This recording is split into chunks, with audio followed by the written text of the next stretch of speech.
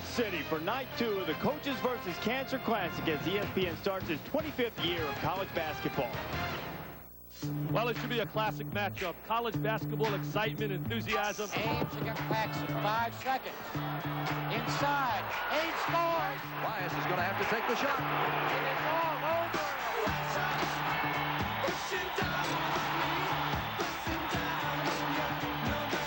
Look at here, Bobby Knight is through his chair. Oh! Send it in, Jerome!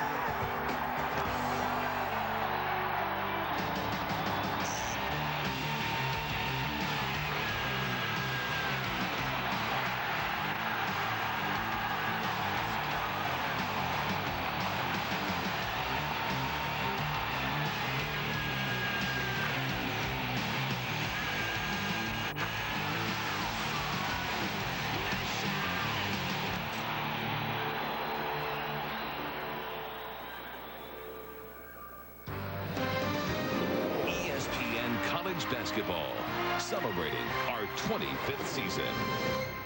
A little bounce in our steps, maybe even a fight song in our heart. Night 2, Coaches vs. Cancer Classic.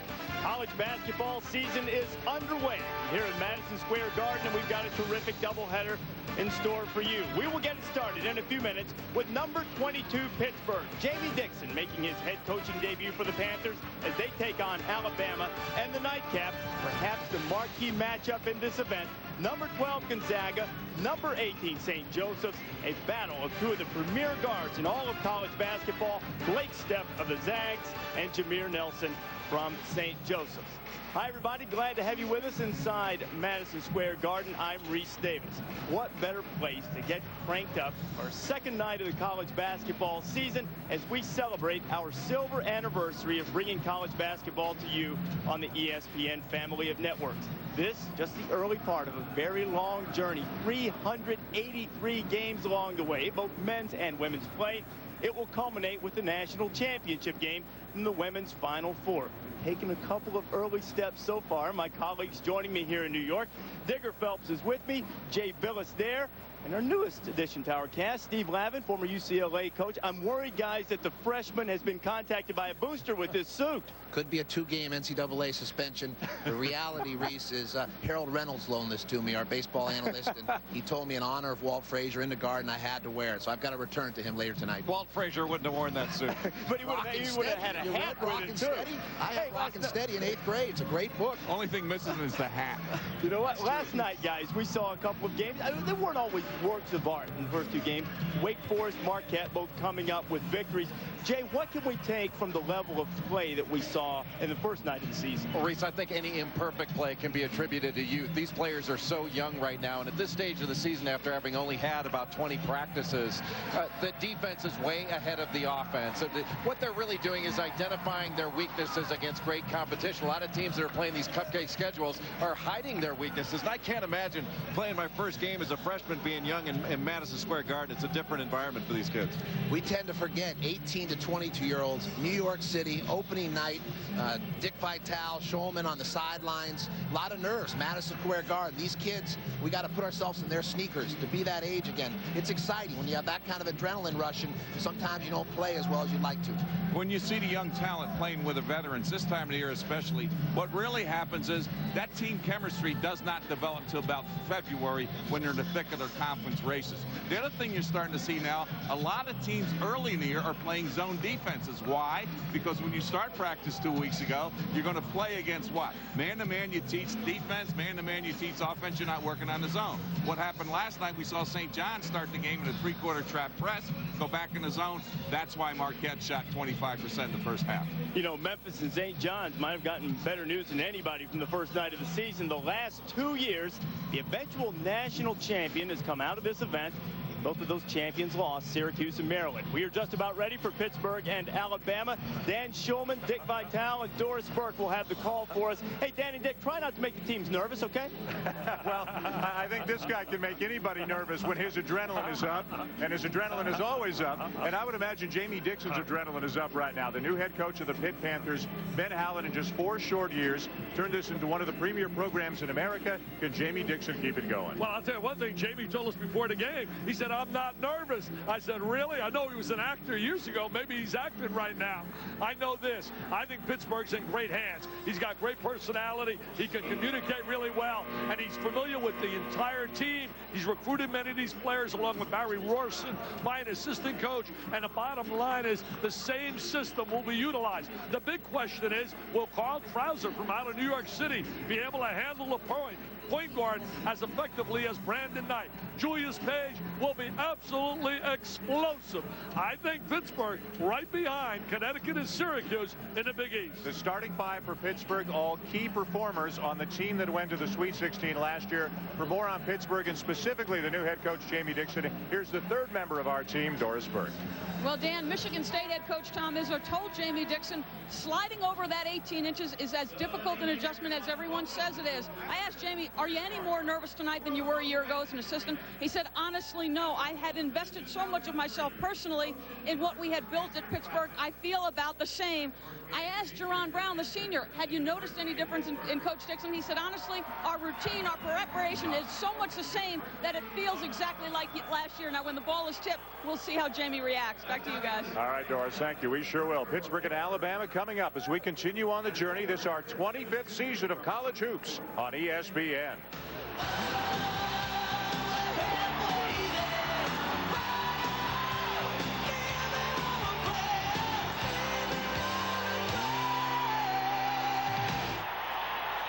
First, I emptied the checking account, and then I hit the mall. And there in the window was this sexy little outfit, and oh my gosh, I just had to have it. $1,500 for a leather bustier? I didn't care. It lifts and separates. Plus, it's not like I'm actually paying for it. Introducing Citi Identity Theft Solutions. Free with any Citi card. Help getting your life back? That's using your card wisely.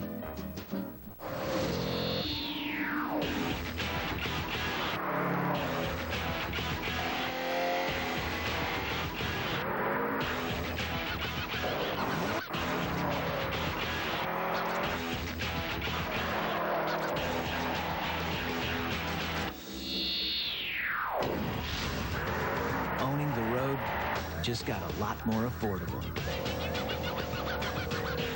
Subaru, driven by what's inside. College hero. Hey, college hero. Record breaker. Back to zero. It's courts to be run. There are games to be won. College hero, you just begun. Introducing the Icon loaded weapon and the freshman class of the first school, only at Foot Locker. Britney Spears, Justin Timberlake, Kid Rock, Sheryl Crow, Ashanti, Clay Aiken and Ruben Studdard, and more. The biggest music show of the year begins with the biggest pre-show of the year. The American Music Awards, live. This year, bigger is better. Watch it Sunday starting at 7, 6 Central. Hosted by Jimmy Kimmel, only on ABC. Welcome back to Madison Square Garden. The Alabama Crimson Tide beginning their year for the second year in a row on this floor in this tournament as they take on number 22 Pittsburgh. Time now for our Star Watch, and everybody says Julius Page is pretty close to being a star, and by the end of this year will be a star as he tries to pick up some of the load lost with Brandon Knight leaving the program, one of the great athletes in college basketball. For Alabama, Antoine Petway began his career at Alabama as a walk-on, and now in the mind of Mark Gottfried as head coach, he has arguably become the most important player on the team. Now look at the Subaru starting lineups. First for the Alabama Crimson Tide, and no team in the SEC lost as much as they did.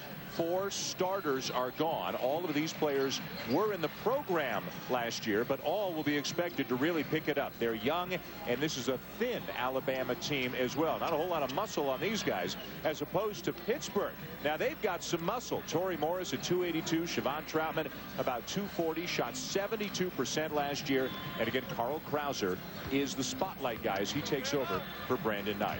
Mark Gottfried says he admits we're not very good right now. That's what he says, but it's going to be fun to coach this team. It's a rebuilding year as they move some young players into the lineup on a more regular basis, and he's excited to see how this team could improve over the next few months. The expectations a little bit higher for first-year head coach Jamie Dixon and the Pittsburgh Panthers, the defending Big East tournament champions, and a team that went to the Sweet 16 last year. Did that for the second year in a row. We are underway, and the Panthers in visiting blue control the opening tip. And here's the difference right now. We've been so familiar with Mr. Knight at the point guard slot. Mr. Krauser takes over. New York City, flashy. Can he execute in a half-court game? Because that is where Knight was so efficient, had that winner's mentality. Now you can see they're running their stuff. Pittsburgh likes to use some clock, and they will stay in their offense, but they turn it over here, and the Crimson Tide out on the run. Very inexperienced basketball team. Lose the combination of Williams and Dudley. This is Chuck Davis with a jump hook, the sophomore out of Selma, Alabama. Did not play very much at all last season, but he inherits a starting job with both Erwin Dudley and Kenny Walker leaving the program after their eligibility expired. Well, they're really high on Davis. They think that Davis really has improved tremendously. Krauser couldn't find Troutman, settles for Page, inside to Torrey Morris. And Jamie Dixon says he is a much improved player. Last year, he backed up Ontario Lett in the middle, but Morris is a little bit lighter, quite a bit stronger, in better shape, and he's a starter this year. Well, they say he's really improved offensively, and I think that was an example down in the low block inside, watching them working on the inside. As you look here at their graphic, last season, 28-5. What a year they had. A terrific season for the Pittsburgh Panthers, their second extraordinary year in a row, but as you saw, they lose Brandon Knight, Ontario Lett, and Donatas Zavascus. They had a great 8-man rotation last year. 3 are gone. You're looking at the other 5. The bench is made up almost entirely of freshmen. I'll tell you, they got a nice nucleus returning, and the freshmen can play. Especially, we're going to see a diaper dandy from right out of New York City by the name of Chris Taff, 6'10", from out of Xaverian High School, same school that produced Chris Mullen. You got to look at Jamie Dixon there, taking over as the head coach after being an assistant under Ben Howland, not only at Pittsburgh, but also prior to that in Northern Arizona. Ben Howland now, of course, the coach at UCLA. Nice Shelton underneath, and Kennedy Winston misses an easy layup. He made an excellent cut without the basketball. Ran a good, like a shuffle cut, modified shuffle cut, got the layup. Troutman battling hard inside, following his own miss. Tell you, Troutman didn't miss a shot on the interior last year. Brown from outside doesn't get the 3. This is Petway. He is the point guard now for Alabama, off to Davis. Too stationary right now. Got to get a little bit more ball movement and player movement. Easiest guy to guard, we've said so many times in the past, are players that are stationary. Man, Brock's dad played for the Globetrotters. That's right. Globetrotters have had a pretty good start this year. Beat Michigan State, beat Syracuse already. Davis the jumper, no. And wrapping up the rebound is Troutman. Here comes Krauser, one of 4 New York City kids on this Pittsburgh team. And they got 3 more coming into the program next year. We're going to take a look at your little shuffle cut right here. Nice little cut. Back screen. Got to convert that. It was too easy. It was too simple. You got to convert that. There they are. Look at them battling on the inside. Winston, the leading returning scorer for Alabama, just a sophomore. He averaged about 11 points per game last year. Didn't gain his eligibility after missing the first 11 games. He was suspended. This is Winston right now. Little fadeaway jumper. Nice touch. He told me he's about an 85%. Had knee surgery. Mark Gottfried really only got him back practicing with the team full-time just a few days ago. Wasn't sure until a couple of days ago if he was going to start Winston. I think, Dan, we've had so many injuries already. Every team we talked to seems to have a key player that's out. Going to take a look at a Winston right here. Kennedy, a little one-on-one. He's got great offensive skills. Very versatile offensively, and he can put points on the board quickly. Page from the baseline. He could put points on the board quickly as he ties it up. He's explosive. He's a high riser. He's a great transition player. Loves playing, loves competing. Davis got his man in the air, but didn't or couldn't draw the foul. It's out of bounds. It'll stay with the Crimson Tide. And Alabama began their season a year ago right here and knocked off Oklahoma in the first game of the season. And in December, everything was great for Alabama, but it really went downhill in the second half of the year for the Crimson Tide as Page is called for the foul. At one point in December, they were number 1 in the country. They were 9-0. Yeah, and then they basically backed into the tournament, lost in the first round, and wound up 17-12 on the season. Petway underneath as he got inside of Krauser. Krauser might have bumped him a little bit, and Petway missed the layup. Now Krauser looking ahead for Troutman, and he loses the ball. You must convert those layups. When you get those layups on the inside like Petway had, you have to convert that. You're talking about Alabama. They were number 1. We saw them against Oklahoma, as you said. Mo Williams was brilliant in that game, had 25 points. I feel, and I still feel very strongly about it, I think that Williams should be on the floor right now, improving his stock. He was a second-round draft choice. That means he becomes a guy hoping and praying every year to make it. Davis showing a little offensive ability here early as he comes up with his second field goal to give the Crimson Tide the lead again. I'll tell you what's really, really interesting, seeing the easy shots that Alabama's getting on the inside, something you did not see with the makeup defensively of Pittsburgh in the past. Pittsburgh known as one of the toughest and best defensive teams in the country the last couple of years. Rebound for Shelton on the miss by Krauser. Shelton could really, if he squares his body, an excellent long-range shooter from out of Memphis. Winston again trying to push Deron Brown away from him. Gets it back and gets a decent look for 3. Too strong. And it is out of bounds to Alabama as we move to our first TV timeout of the night. When we come back to the Garden, the bizarre story of the Bahamas Bellman. With ESPN Full Court, you'll get more than 450 additional games of college basketball. Order now. The volcano is a sleeping giant. Anytime it can stir.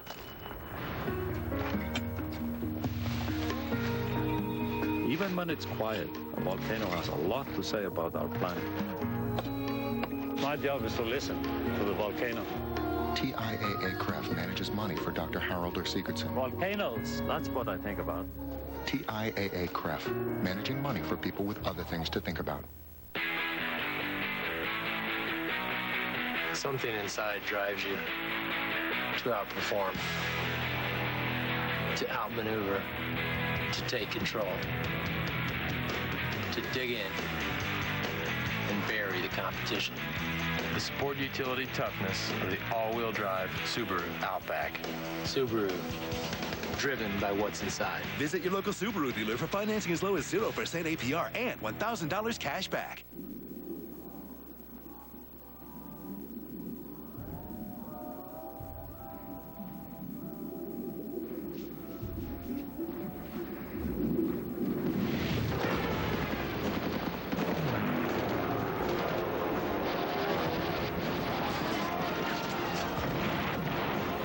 Medal of Honor Rising Sun. Rated T for Teen. The battle rages online, only on PlayStation 2. EA Games.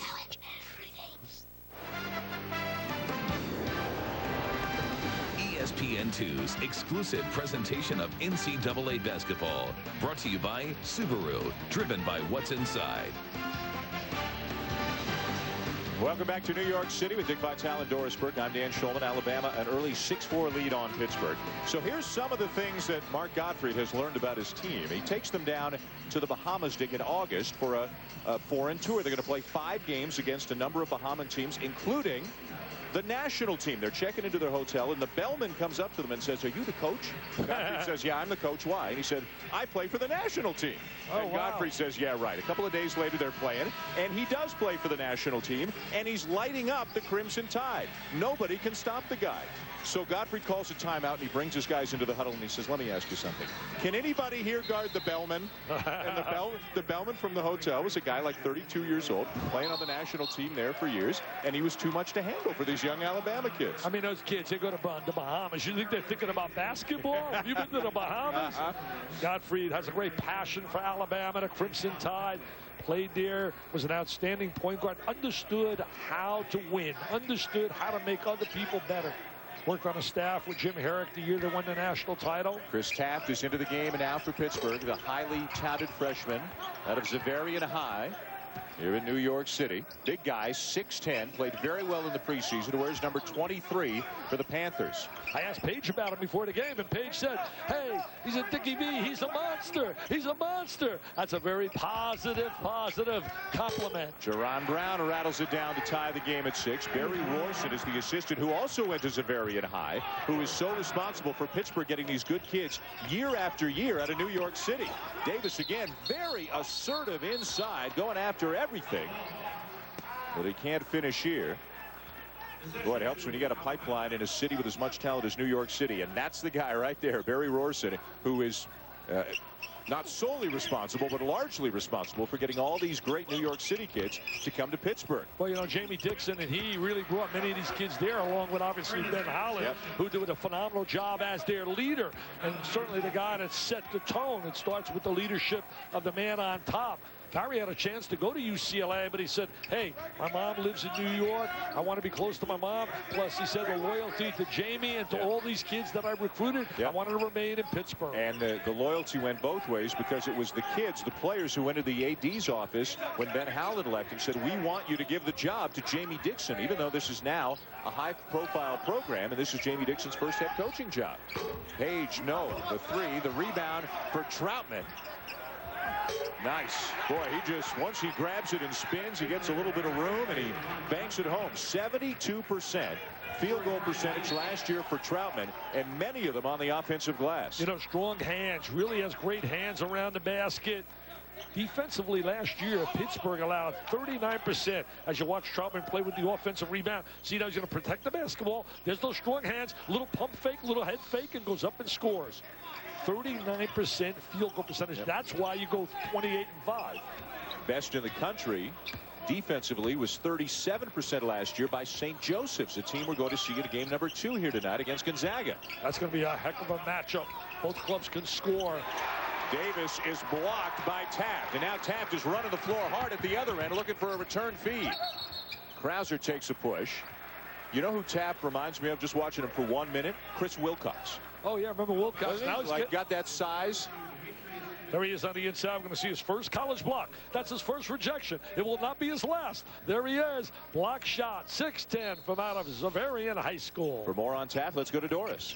Well, Chris Taft actually wavered when Ben Howland took the UCLA job. Wasn't sure he wanted to go to Pittsburgh. His mom told him, if Jamie Dixon gets the head coaching job, you're not going anywhere. Once Jamie got the job, Chris Taft had a conversation with him. He said, "I'm so comfortable with Jamie. This is where I knew I wanted to be." He's happy to be at Pittsburgh. I'll tell you, Doris, you take a look at Jamie, you talk to Jamie, and you can see why all the moms like Jamie. He was an actor, a child actor. His dad was a big-time actor in Hollywood. Right? I guess one beer commercial, too, where he got dunked on, right? That's his most famous or infamous one, depending on your point of view. Pittsburgh forcing the play 5-on-5, getting back defensively in transition. young club. Very difficult to get kids to get into a rhythm and to execute in a half-court game when they're inexperienced. There's not a lot of familiarity in terms of offensively with the kids down there in Alabama. Jerron Brown sits down. There he is on the bench for Pittsburgh. And Yuri Demetris, who did not play very much off the bench for the Panthers last year, expected to get more playing time this year. This is Demetris. Grew up in Pittsburgh and went to the old Fitzgerald Fieldhouse as a Panther fan as a kid. Big-time scorer in high school in a weak league, but expected to contribute this year for Pittsburgh. Don't forget Game 2 of the Coaches versus Cancer doubleheader coming up tonight here on ESPN2. That's Jameer Nelson's mom. Oh, she's fired up, man. She's fired up like last night. Fired up. St. Joseph's bought better than 4,000 seats for tonight's game. Gonzaga St. Joe's, Game 2 here tonight. Troutman on the feed from Demetris, and the Panthers are back on top. Put that in perspective. 4,100 seats, and St. John's, a New York school, had 600 tickets and returned, according to Rick Giles, returned over 100. Right now, you talked about it during the game last night. There is just no buzz in New York City for St. John's basketball, and it's early, and they tend to get lost amongst the professional sports. But, you know, as you said last night, this is a critical year for this program, don't you think? You know, but where are the students? Where are all the people there that follow the program? Where's the loyalty to the kids, to Mike Jarvis, and coming out and giving them that home court advantage? It wasn't available. No. I mean, there was no home court advantage here at all for the kids at St. John's. If anything, Marquette had a bit of a home court advantage because of all the fans underneath one basket. Troutman hands it off. Page, he's a lefty, gets stuffed by Davis, and it goes over to Alabama. So Pittsburgh having trouble getting going offensively, but they do still have a slender 2-point lead on the Crimson Tide. I like steak and mushrooms. He likes a little blue cheese. I like skillet sensations. They're back at Applebee's. Eating good in the neighborhood. A soldier who lost all he fought for. What do you want from me? Will find a way of life. What do you want for yourself? Worth dying for. The way of the samurai.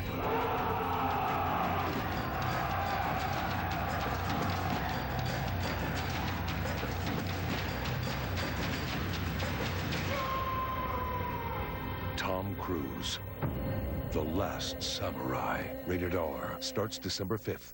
Right now, all Goodyear tires are on sale. That's right, all of them. And when you buy 4 selected Goodyear tires, you get up to $75 cash. So hurry in and pick out a winner.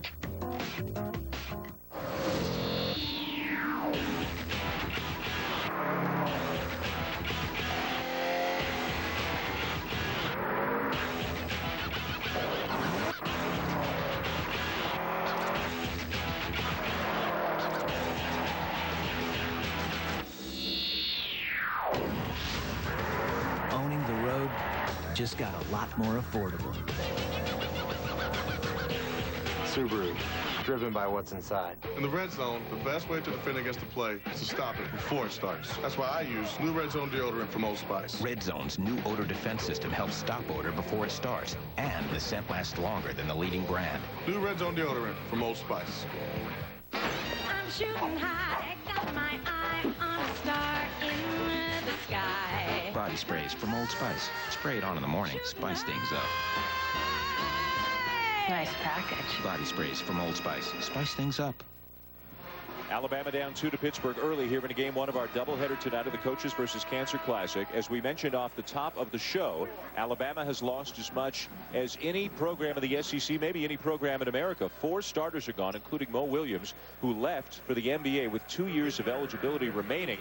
Alabama's had a lot of early departures recently, and when you look at it, although you think of Alabama as a football school, a lot of Alabama guys have gone on to the NBA. Well, what about guys like Latrell Sprewell, who did his thing right here, now playing certainly for doing a great job of Minnesota. You think about Antonio McDyess, who the Knicks hope to get back in the lineup. Robert Horry, Derek McKee, Jason Taffy, Hollywood Robinson, David Benuela. You think about Gerald Wallace.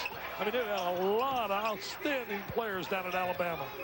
Ragged offense for the Tide here on this possession, but they get the ball back, and they've still got now 10 seconds on the shot clock.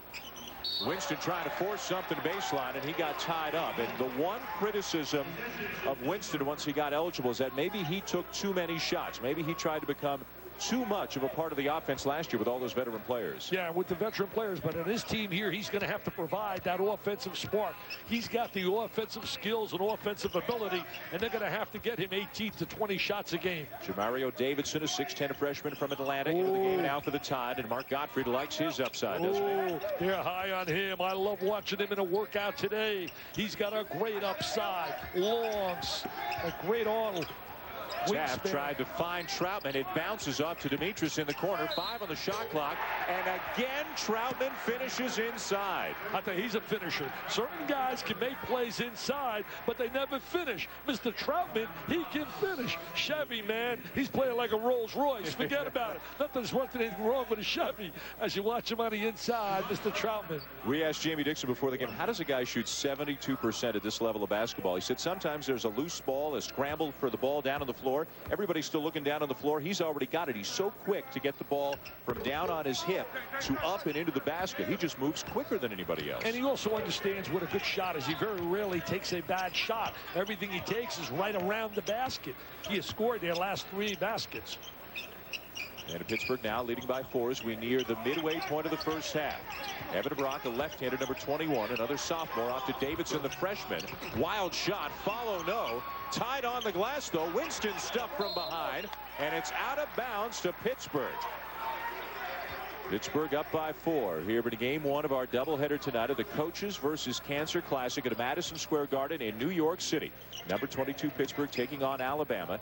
Game 2 tonight, number 12 Gonzaga and number 18 St. Joseph's. That's really the key game, the highlight game of this 2-night 4-game 8-team tournament. Looking forward to seeing the Zags and the Hawks in game 2. I'll tell you one thing, you talk about Pittsburgh defensively. Last year they held all but 4 opponents below 70 points. Unbelievable. They also out-rebounded their opponents by almost 7 per game. We had last night Skip Prosser and Wake Forest, who led the nation in rebounding margin. And Skip Prosser had the job. Yep. He had the job in Pittsburgh. Offensive foul against Alabama. That is the second on Kennedy Winston. There's Jamie Dixon, Ben Howland's assistant, who got the job after Skip Prosser decided to stay at Wake Forest. And Prosser he's got a long-term deal. Jamie Dixon got a good deal. I mean, everybody seems to have come out happy in this. Well, why didn't Jamie Dixon? I wonder if he sent him a nice gift. He said, hey, Skip, thanks a lot. I'll send you a nice gift, man. Right. I really appreciate you keeping that job at Wake Forest. 4-point lead for the Panthers. Now past the midway point of the first half. Brown has returned for Pittsburgh. And again, look at how disciplined they are as they attempt to run their stuff. They're going to pass it 8 or 9 times, although they throw it away here on this possession. Shelton, no, and then the follow is good for Davidson. That's Davidson's first basket as a collegiate. Let me tell you, he is going to be a special player. State championship in high school team, long arms. They got a lot of guys. Davidson 6'10", 210. Brock number 21, 6'8", 200. They got to put some meat on some of these guys. 3 for Demetrius, rattles out, and here comes Petway. They're very active. Wide open look on the wing. Shelton misses the 3. See, that's the shot he'll normally make, where he can square his body, get the great look. Petway did an outstanding job feeding him the basket. Shelton's the guy who's got to be the outside shooter for Alabama, recovering from an injured finger that he suffered in the first minute of the first exhibition game for the Crimson Tide. I'll tell you, Dan, that was a poor pass right there. Poor job of executing. Shelton again. Oh, he hits the floor hard, but finishes strong. He's from out of Memphis, Tennessee. A lot of people thought he would have went to Memphis. Took the ball to the basket strong, normally a long-range shooter. Had 22 points in their exhibition game. And Jamie Dixon calls his first timeout, the Pittsburgh head coach. Let's go back down to that last sequence. See, he can't turn you back to the ball right here. Turn you back to the ball. You got to look at the ball. You got to see, boy, you man. Poor job defensively right there. Poor job. Folks, tomorrow ESPN and ESPN2 have 2 great college football games for you. On ESPN2 at 7. Pittsburgh taking on West Virginia in the backyard brawl. Then on ESPN at 7:45. It's Alabama trying to slow down 3rd-ranked LSU. College football on ESPN, every game a must-win. Wow, some of the kids told me they can't wait to get back to see that game. LSU, certainly an outstanding football team right now. Alabama struggling, but I'll tell you one thing about Alabama. with Coach Schuler right there, there's going to be a load of integrity. Things are going to be done in a classy way, and they will get it back. Alabama's got some passionate fans, and they will find a way to get back on top in football. Tied at 12. Pittsburgh, the Panthers have developed some real passionate fans in basketball the last few years with a success. The Oakland Zoo, a gang that you and I saw last year. They give us shirts. Yeah. I got a shirt that says Dickie V on That's the back. right. Made us honorary members. Page is off on the 3, and Petway comes down to get the rebound. Jamie Dixon, you get the feeling he likes it more when Page is driving to the basket, using that athleticism rather than settling for a lot of outside shots. Well, I think what happens with a lot of kids, it's part of the mindset. They want to prove to people they have range as a shooter because they hear so many people talking about, well, you know, his range is questionable. So they try to get away from their strengths. Let's get a little bit more now on Page. Back to Doris. Well, Dan, just a moment ago, you were mentioning that Page is content to shoot jumpers. He had a high ankle sprain early in the 2 exhibition games. He did hang around and shoot on the perimeter. He doesn't want to test it yet. We'll see if he attacks it as the game goes on. All right, Doris, thank you very much. Page out of Buffalo, a junior, preseason, a second-team All-Big East pick. He's an explosive player. He's an athlete. He's got to attack the basket. He's going to attack the basket. And he might be heading to the bench right now as he just picked up his second foul. Another low-scoring game here at the Garden. Ask me no question. I'll tell you no lie. Ask me no question. I'll be yours.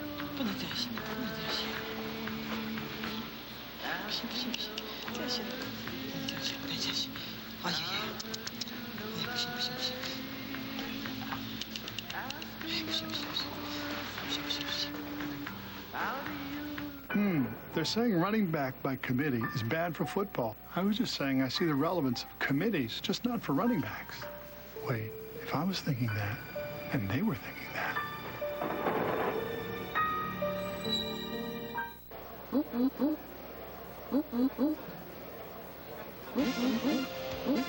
Wendy's is your last chance to become a SportsCenter anchor. Just find the code on your Wendy's cup, then log on to ESPN.com/dreamjob and enter the Wendy's wildcard. With IO Digital Cable Service and your Showtime subscription, you can order Showtime on demand. Enjoy the best of Showtime anytime with Hollywood hits, family shows, and original series like Soul Food all on your schedule. Start your choice when you want and enjoy them as often as you like. Even pause, rewind, and fast forward. Order Showtime on demand. Available with IO Digital Cable Service from Cablevision. Call to order IO today. 1-866-34-DIGITAL. Music Choice presents the Grammy Award-winning multi-platinum selling rock icon, Meatloaf. Watch Meatloaf as he performs a set of old favorites mixed with powerful new material from his impressive new album, Couldn't Have Said It Better.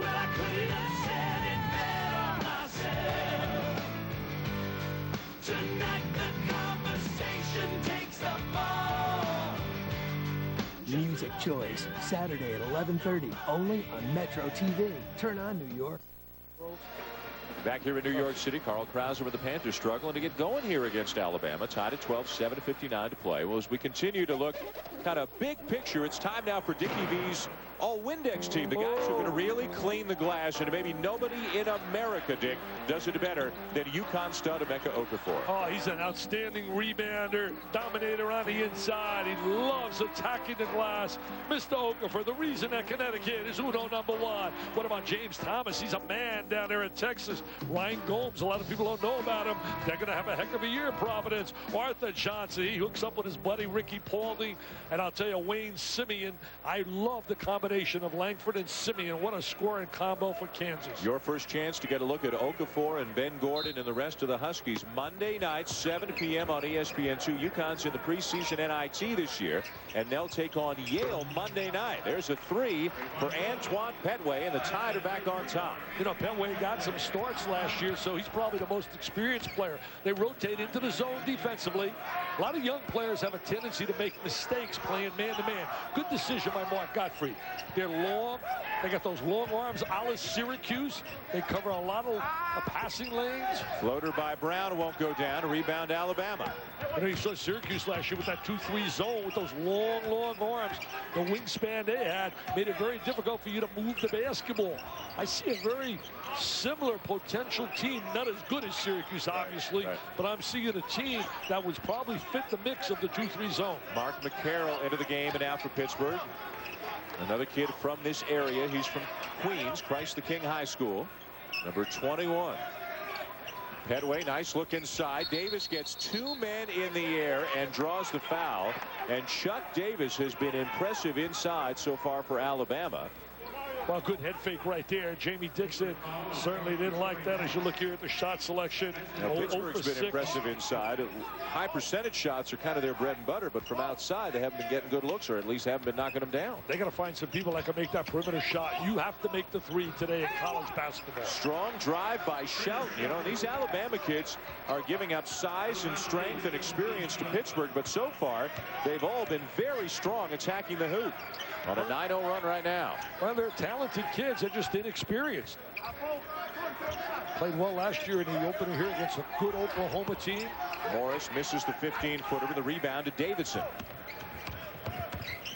Davidson has a chance to be special. He has great work ethic. He could be a special player. That's him right there. Long on the jumper. And now Pittsburgh with a rare opportunity to run. It's Krauser. Alabama's done a great job in defensive transition, not allowing Krauser to get them going with the transition game. Krauser not really a three-point shooter, finds Page in the corner, but now they'll reset. Nice look. McCarroll, and he will go to the line. Davidson over the back of him. Meanwhile, down at the other end, the little guy, one of the little guys for Alabama, Shelton, getting right to the bucket. Yeah, really getting up strong. Nobody rotated over to give any kind of help. The word on him, if you look at the book in terms of his evaluation and scouting report, it says shoots the three, doesn't really talk about his ability to drive. Hey, you think about Pittsburgh right now. The Steelers, the Penguins, and the Pirates in baseball, all struggling. The town's become a college town. What about Pittsburgh right now in football? Larry Fitzgerald, unbelievable acrobatic receiver, doing a phenomenal job. And Pittsburgh basketball, everybody's getting excited about Pittsburgh basketball. And again, tomorrow night, Pitt football team taking on West Virginia, the backyard brawl. Tomorrow night, 7 Eastern on ESPN2. So a big weekend for Pittsburgh college sports fans. There's Siobhan Troutman coming back in. He looks like he could be a tight end probably with his hands and his body. Yeah. Hey, every time I do a Pittsburgh game, one of the real thrills I get, a chance to beat Dick Groat. Led, unbelievable, 1952, led the nation in scoring and assists when he played for Duke. The only guy to do that. That's an amazing achievement. He is the voice, the analyst for Pittsburgh basketball. Just as amazing, he was the MVP 1960. of the hey, don't say it like you knew it. He was the MVP of the National League for the Pittsburgh Pirates in 1960, but he looked you straight in the face before the game and he said, I wasn't very good at baseball. Yeah, I couldn't believe when he said that. I said, are you kidding me? Are you serious? Come on, Dick, you're only MVP in 1960. He was the MVP in his second best sport, but he wasn't very good. Yankees don't want to hear too much about that 60 team and Bill Mazeroski. Brown kicks it out to Krauser. The Tide, though, closing quickly on the perimeter right now. Now Krauser gets a look. They're going to make him shoot that three. They're 0 for 7. It's been Brick City outside. Petway off to Shelton, and Demetrius has to foul to prevent the easy layup. Alabama's got a nice little rhythm right now going. Tomorrow at 3:30 Eastern over on ABC, you'll see number 10 Purdue taking on number 4 Ohio State. That's the spotlight game of the afternoon. Others will see Kansas State, Nebraska, NC State, Florida State, or Arizona State, Washington State. Check local listings for the game in your area.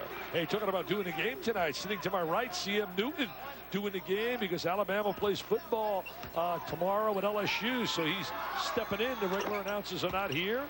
CM Newton, one of my favorite people, Hall of Famer for his contributions to basketball. A little pressure now by the Tide.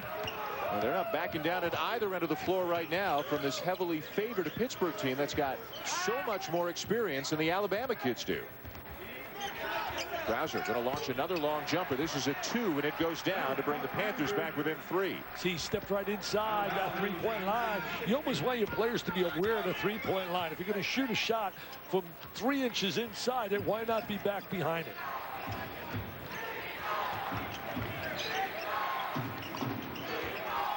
Emmett Thomas, a 6'4" senior out of Birmingham, a transfer from South Alabama a couple of years ago into the game now for the Crimson Tide. Here's Davis again getting guys in the air, but he can't finish. You know, it's amazing. They have missed about 4 easy opportunities. You're looking at a guy, Chuck Davis. Nice pass.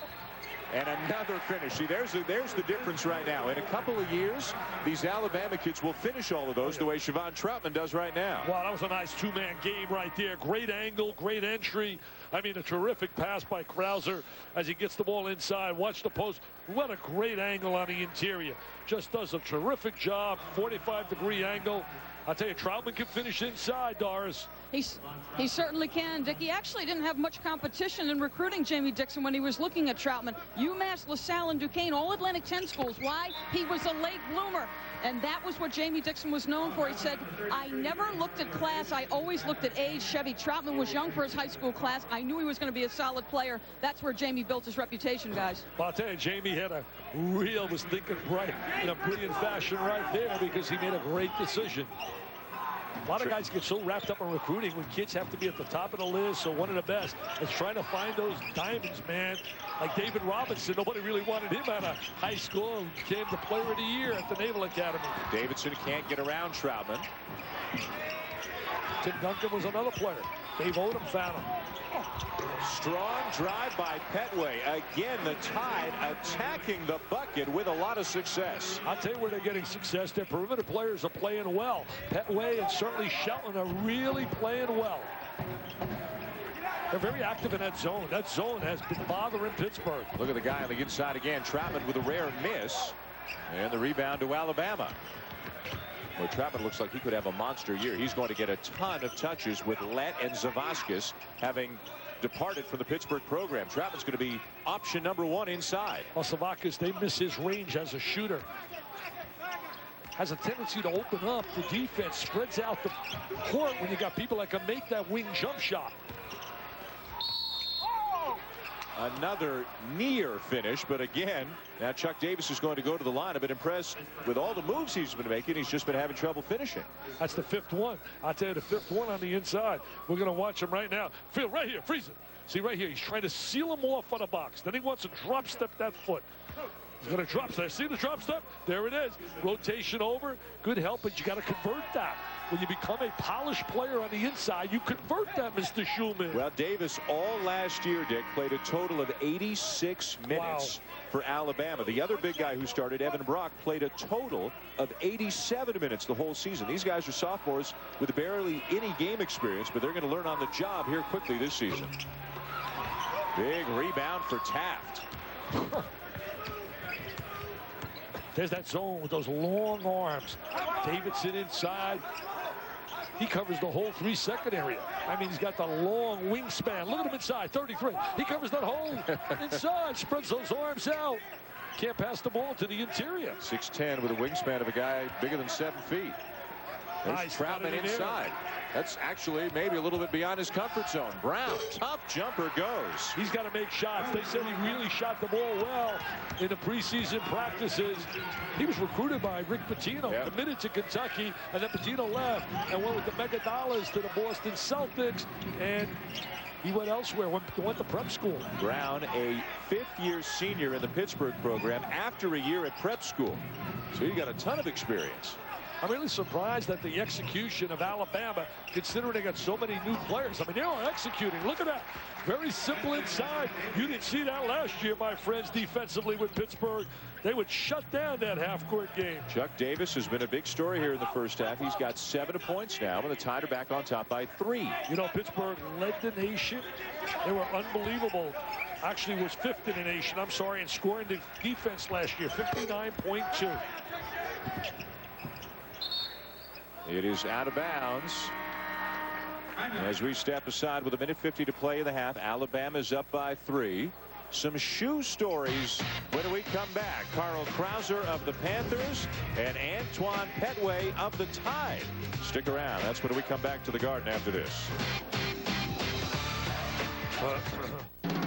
Start your day with something new. I wake up to cold pizza. It's guys in the know. It's a real baseball White House. And the better you feel, the more sex you tend to have. Oh, my goodness. Girls with the down low. Manute Bowles suited up as a jockey. This is a rocket with wheels. It's Dolph. That's dangerous. And the Hawk. I just wanted to keep skating. A little mayhem. Oh, my God. In the AM. Are you hot wings or are you cold pizza? You don't get this at any other morning show. Wake up to cold pizza. The morning show with everything. Weekday mornings at 7 on ESPN2. Firewall. Like that could stop me. Once I got her account number, I couldn't spend fast enough. 64-inch plasma screen monitor, 10 4.2 megahertz wireless routers, and $20,000 to complete my robot. My girl robot. This is gonna be the best prom ever. Introducing City Identity Theft Solutions. Free with any City card. Help getting your life back? That's using your card wisely. This your button, you hearing it first. Nothing here, I heard story real got a hole like a nose rubber. I'm a daddy. Things going, man. Little man got a ball. I ain't got to debate you, it's not in my nature. You's a little too close, homie, got to deflate you. Sit back, relax, hope you near a couch and the bounce is right on it, ball biz about. The new dual action infusion from Spalding. Air when you need it, less when you don't. Oh, yeah. Check Sam Blitz. Check that safe. It's on 2. Red 80, yo, watch the hey.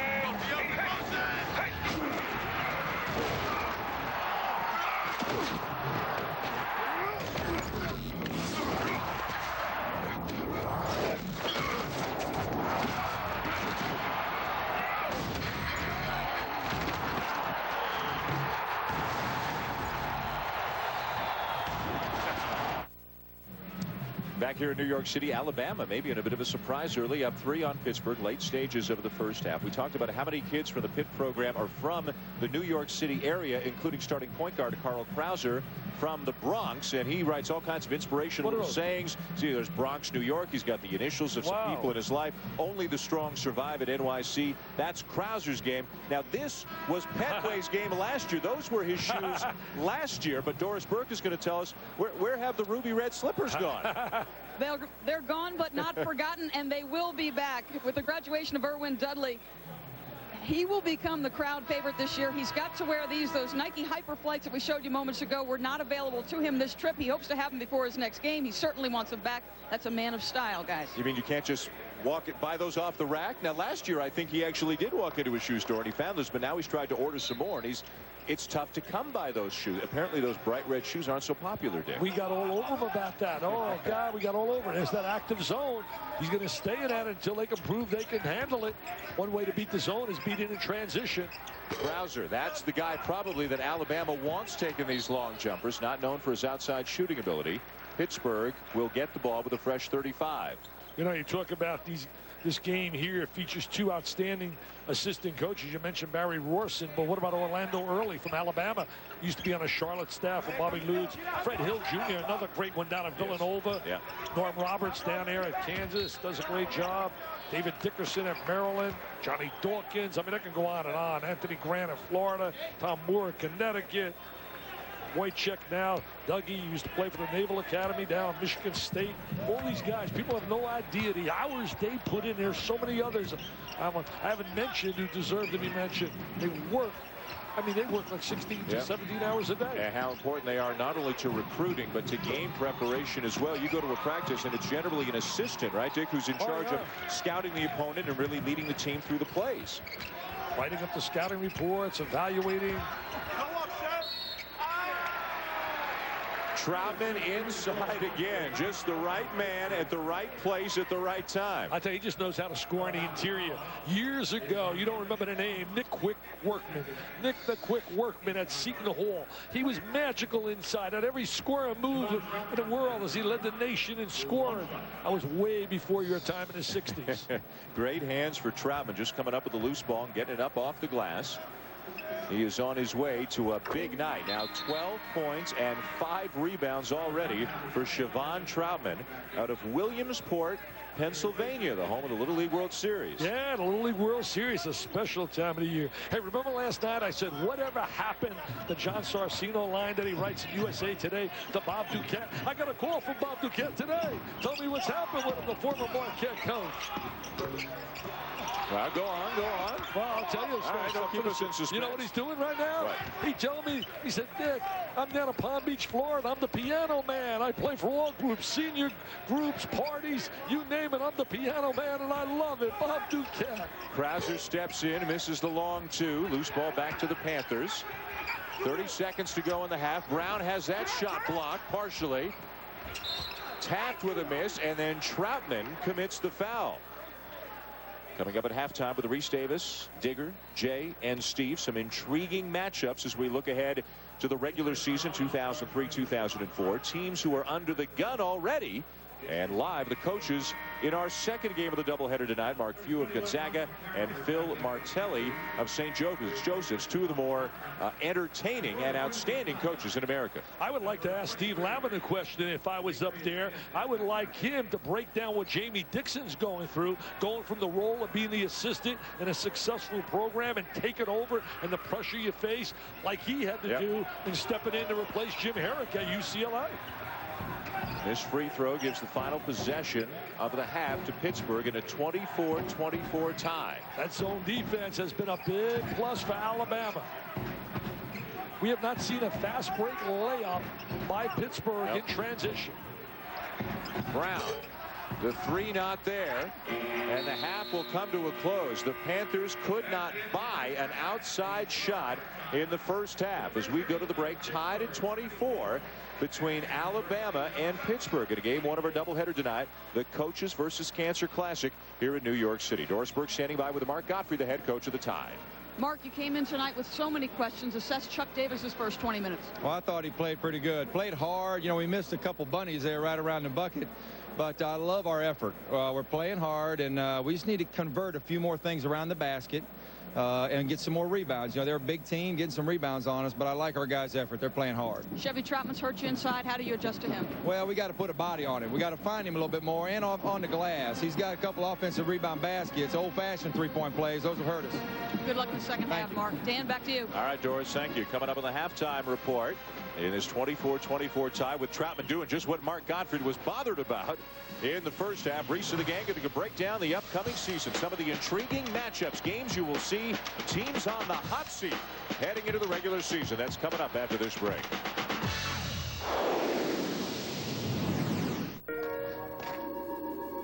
The volcano is a sleeping giant. Anytime it can stir.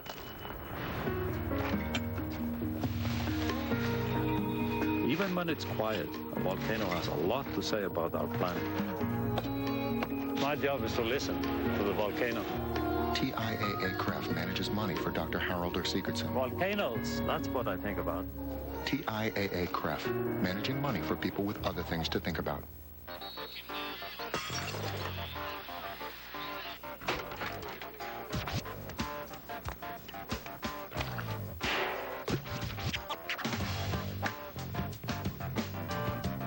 Tiger's calling you out.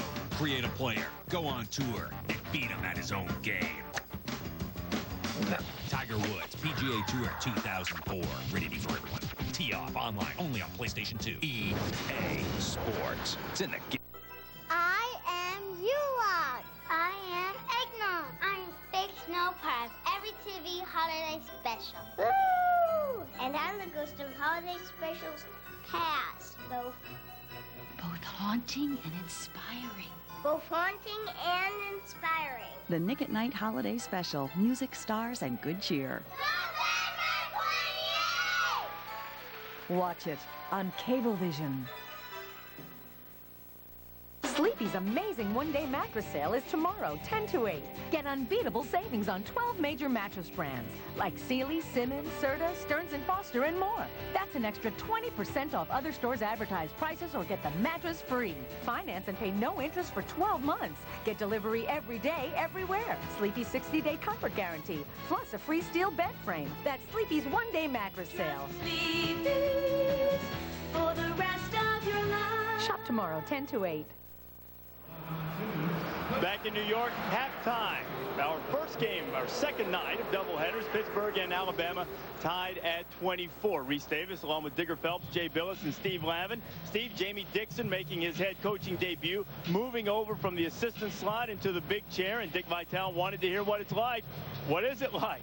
Well, I think, you know, all assistant coaches dream about having the opportunity someday of being a head coach. And so this is the high point of his career. He's got a lot of adrenaline, just like the young kids on the floor. The key is for him to trust his instincts. He's been trained by some of the best. Ben Howland, an excellent coach. He's had a big part of their success here at Pittsburgh. So he just got to take a couple deep breaths and enjoy it and lose himself in the game. The key for them early in this season is have some success, because obviously he's never been a head coach. If they falter some, the media, the fans, the alumni, obviously you're going to get very restless because he doesn't have a prior track record. And the bigger check is nice too. Yeah, yes, that's absolutely okay when you check that balance every month right there. It looks a little stronger there.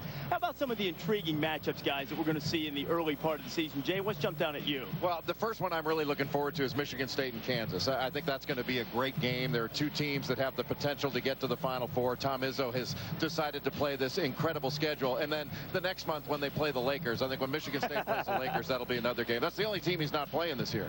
Well, the second part of it, I've got to go with Michigan State again, but it's December 13th when they take on Kentucky in the Detroit Ford football field to get 77,000. The only problem, there's only going to be 20,000 good seats, and the other people are just going to say, what's the score? What's the score? Was that basket good? Two big games, I really think. One, Digger Phelps knows about this, bringing back the great rivalry. UCLA Notre Dame is the 30th anniversary of Digger Phelps' team upsetting UCLA, and the 88-game win streak comes to a stop. The second big game at UCLA, Pauley Pavilion, they're going to name the court when UCLA plays Michigan State after John and Nell Wooden. Legendary coach, going to be a special day and a great matchup. Michigan State, UCLA, Izzo against Coach Howland. Should be exciting. Yeah, it will be a special day, certainly. Anytime you can get Coach Wooden involved again, it is certainly unique in this sport. Digger, I want you to start. Now, I know it's early, and we sort of hate to do this. What about teams facing pressure already? Well, I got to go back to last year. When you take a look at UMass, I think Steve Lapis knows now. They started last year and finished 11-18. And from that standpoint, I look at the memories of Marcus Camby and John Calipari. That's what UMass wants. If you go into the Big Ten, it's Steve Alford. He's been there now for 4 years. He's 25-39 in Big Ten play. They're picked 9th this year to finish in the Big Ten. He's got to make a move in that conference. Obviously, it's been well chronicled. Quinn Snyder's had some off-court distractions. Quinn's had a lot of success at Missouri, so it's not a win-loss situation. But those distractions at times can really affect the season. But no one is better trained than Quinn Snyder. He played at Duke, coached at Duke, got his MBA at Duke, got his law degree at Duke. So if anyone can navigate through this tough season and keep his team on the path of progress and improvement, it's Quinn Snyder. But that is a tough situation. Reese and Digger, there's no coach on a hotter seat than Ben Howland at UCLA. I mean, think of the shoes he's got to fill right now in Steve Lavin's and the suits he's got to fill. They're John Wooden shoes. Let's be clear. Size 12 on Lavin doesn't make them John Wooden shoes. He is number 8 since John Wooden. He's the 8th coach to replace John Wooden. You know, I'd go to the ACC and say maybe Virginia. Pete Gillen just signed a long-term contract, and he's an outstanding coach, but they've got to have some success. They've had some injuries and some problems, and they've missed the NCAA tournament the last couple of years. I think they really need to have a good start, and they've got some young players that have to play well, especially Gary Forbes, who I think is an outstanding freshman.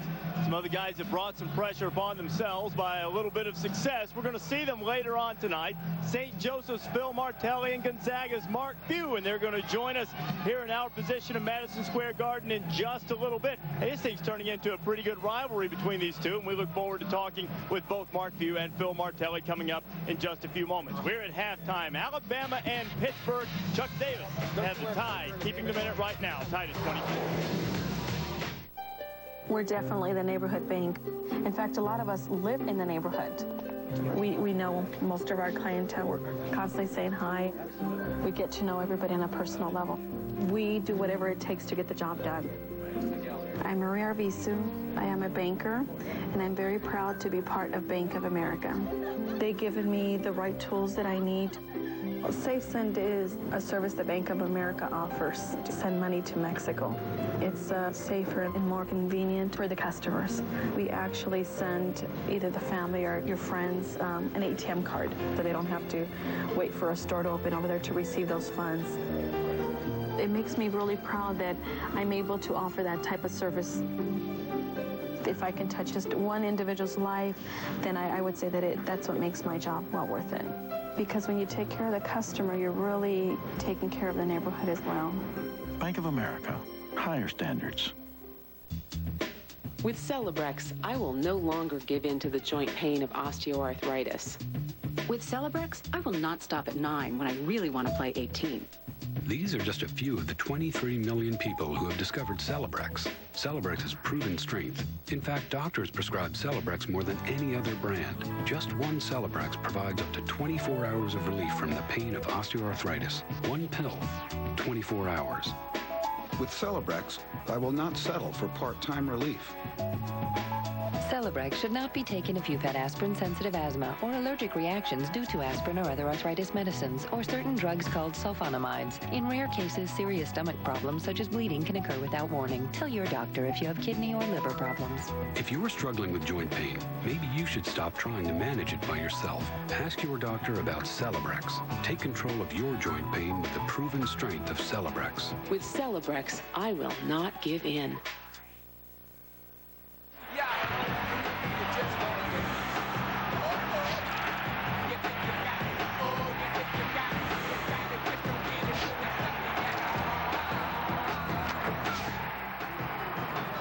And we're looking forward to St. Joseph's and Gonzaga. We're at halftime, Alabama and Pittsburgh, the opener of our second night doubleheaders here at the Coaches versus Cancer Classic. Pittsburgh and Alabama tied. Pleased to be joined now by the head coach of the Zags, Mark Few, Phil Martelli from St. Joseph's. Guys, before we see Blake Stepp and Jameer Nelson go at it head-to-head, you guys went head-to-head on cold pizza this morning, competing in Pop-A-Shot to raise money for Coaches versus Cancer. Who won, Mark? I couldn't really tell you, Reese. It was 3 a.m. West Coast time. I can tell them. Can you tell me, I Phil, can tell who you won? for sure. 14-9. Big win by me. Thought I was the visitor. No, it's the first 14 shots I've ever made. Any worries that perhaps Stepp and Nelson now have something to worry about with the way you guys shoot? I know there's absolutely no correlation between my nappy game and Blake Stepp's game. I know that. I coach a heck of a lot better than I play. Hey, Phil, in preparing, you've played Gonzaga before. In preparing for Mark Few's team, what's the hardest thing that you have to do? Well, the lane and the backboard, they're just physical, whether Toriev plays or not. Violet and Richard Fox. Last year, we were down 14-2 at the first media timeout, and I looked up, and on their scoreboard, they have rebounds. It was 13-0 rebounds. Now, do you have any extra help? What do you have in your pockets right now? I have my rosary, I have my angel, I have my prayer to St. Francis, and in my coat, I have a prayer to St. Joseph. And if all else fails, I turn to my mother who's at home. Mark, do you have anything with you to help out? Hey, my dad's a Presbyterian minister. That's all I need. There you go. That'll start it. What about your injury situation right now, Mark? Hey, it's getting better. It's not quite where it needs to be, but you know, yesterday was the first day we practiced as an entire group. Roney practiced for the first time yesterday, and with he being out and Earl being out, Tony Skinner being out, Adam Morrison being out, we haven't had our full group together up until yesterday. But Roney practiced very, very well yesterday, and he's going to warm it up and give it a shot tonight. Two quote-unquote mid-majors are in the marquee game in this event. What does that say to you guys about college basketball and what's going on right now? I thought I read where you weren't going to use that term. Well, I said quote-unquote. Didn't I? Give me a break. I think it tells you that there's a lot of good players in the country, and kids are looking for a chance to play early, and there's no difference really other than facilities and what comes out of TV for a lot of these kids anymore. Do your guys hear the term mid-major and get insulted? Yeah, I think they do, because like it or not, I think it has maybe some some meaning that they're not as good as some of these other teams that they are. I think Phil's team and our team can compete with anybody, and our players can play anywhere, certainly, 4 or 5 of them. And I don't think it's a very good descriptor for basketball teams. I think it's great for facilities and football teams, but not really basketball teams. Hey, Jay, you know what? You want to really make him mad, call him Cinderella. That really upsets him. He's Jay's really my guy. Guys, real quickly, you have played 2 classic games the last 2 years, coming right down to the end. Can you promise us we're going to have last-second shot won by somebody tonight, Phil? What do you think? Sure, I'll promise that. Okay, deliver that for us, will you? Mark? Hey, it's been unbelievable with Dan hitting one 2 years ago and Jameer last year, and I just hope we both play good tonight and have some fun. What a great event. doing it on each other's home court the last 2 years. We'll settle this thing on a neutral court coming up a little bit later on tonight. Guys, thanks a lot for being with us. Mark Few, Phil Martelli. Siobhan Troutman has been a force inside that Alabama's had no answer for. Panthers and Tide are tied. Meanwhile, at home... Hey, feed a squirt. So, you want something to drink? Yeah, sure. All right, I'll go get that. Okay. You're cheating hard. It'll make you. Where's Kelly? She had to go. Linksys wireless media adapters share photos and music from PC to TV. What if it had DVD navigation and laser-assisted cruise control? What if it had a rear-view monitor to see what lies behind? And one of the most advanced all-wheel drive systems in the world to propel you ahead? What if has become what is? The FX from Infinity. Design on a dime. 2 hot design teams mean double the design ideas. That looks cool. Keep that on yourself. Very cool, guys. 2 design teams, 6 fun-loving friends, and a $1,000 budget. Budget in mind, maybe we make something. Design on a dime. Mondays at 10 on HGTV. Music that fits. The new 102.7 Blink FM. Try us on.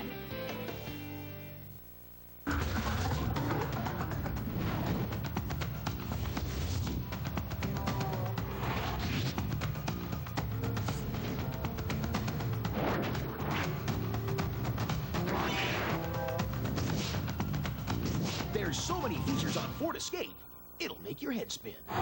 Now there's a special allocation of Ford Escape XLT 4x4s that are loaded for just $269 a month. That's just $269 a month. But hurry, when they're gone, they're gone. ESPN2's exclusive presentation of NCAA basketball, brought to you by Cisco Systems. This is the power of the network, now. Welcome back to New York City as Dick Vitale gets himself pumped up in his own special way for the second half.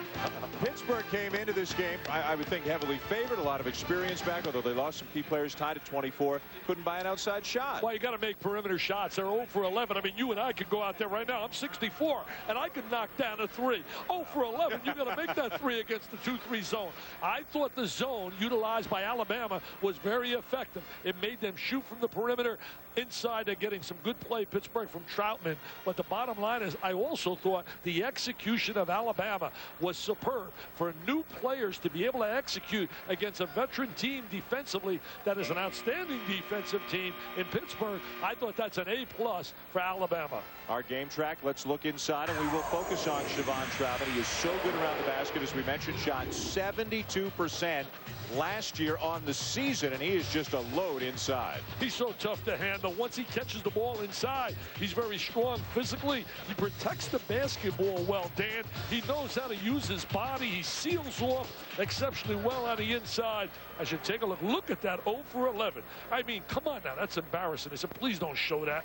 0 for 11, shooting the 3. 1 for 4 is not much better. Well, Pitt's got to make some adjustments in the second half. Doris Burke's going to tell us what they're going to be. Doris? Well, on the defensive end, they talked about transition defense, doing a better job running from offense to defense and making sure that they check from inside out. And the second thing is make shots. I said, is 0 for 11. Are you shooting too many threes? No, we just have to make shots. We're doing a pretty good job of getting open looks against the zone. It's a matter of making them look good when we get them. Guys? All right, Doris, thank you. The best three-point shooter for Pittsburgh last year was Donatas Zavaskas, who has graduated. He shot 44% from beyond the arc last year. Carl Krauser didn't shoot a lot from the outside last year, but did shoot 39%, a very good percentage, but he is 0 for 5 tonight. Jerron Brown 0 for 3, Julius Page 0 for 2, and Yuri Dimitris 0 for 1. You know, Carl Krauser can be really pressing in his own little way. Told me he had so many friends and family going to be gathered here tonight. Played at Stevenson High School. That high school produced one of the greats in college basketball,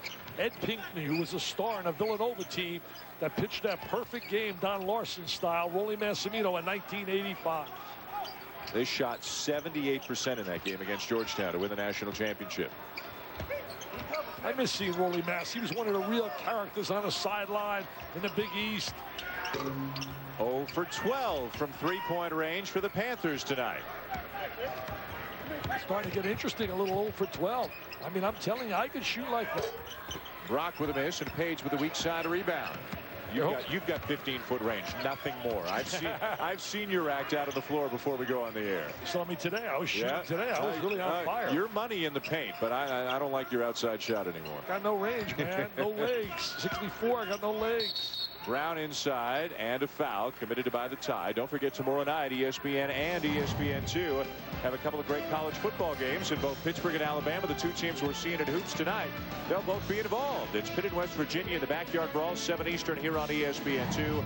Third-ranked LSU and Alabama at 7:45 over on ESPN. College football on ESPN. Every game a must-win.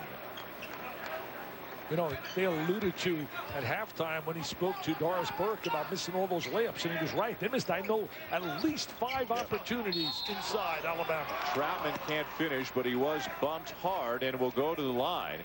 And boy, you can just see this Pittsburgh offense is going to be different from last year with the changes, and you can just see Troutman getting a ton of touches this season. Yeah, he's going to get the touches inside. He's wide open. I'd give him the ball every time when there's space, when there's separation.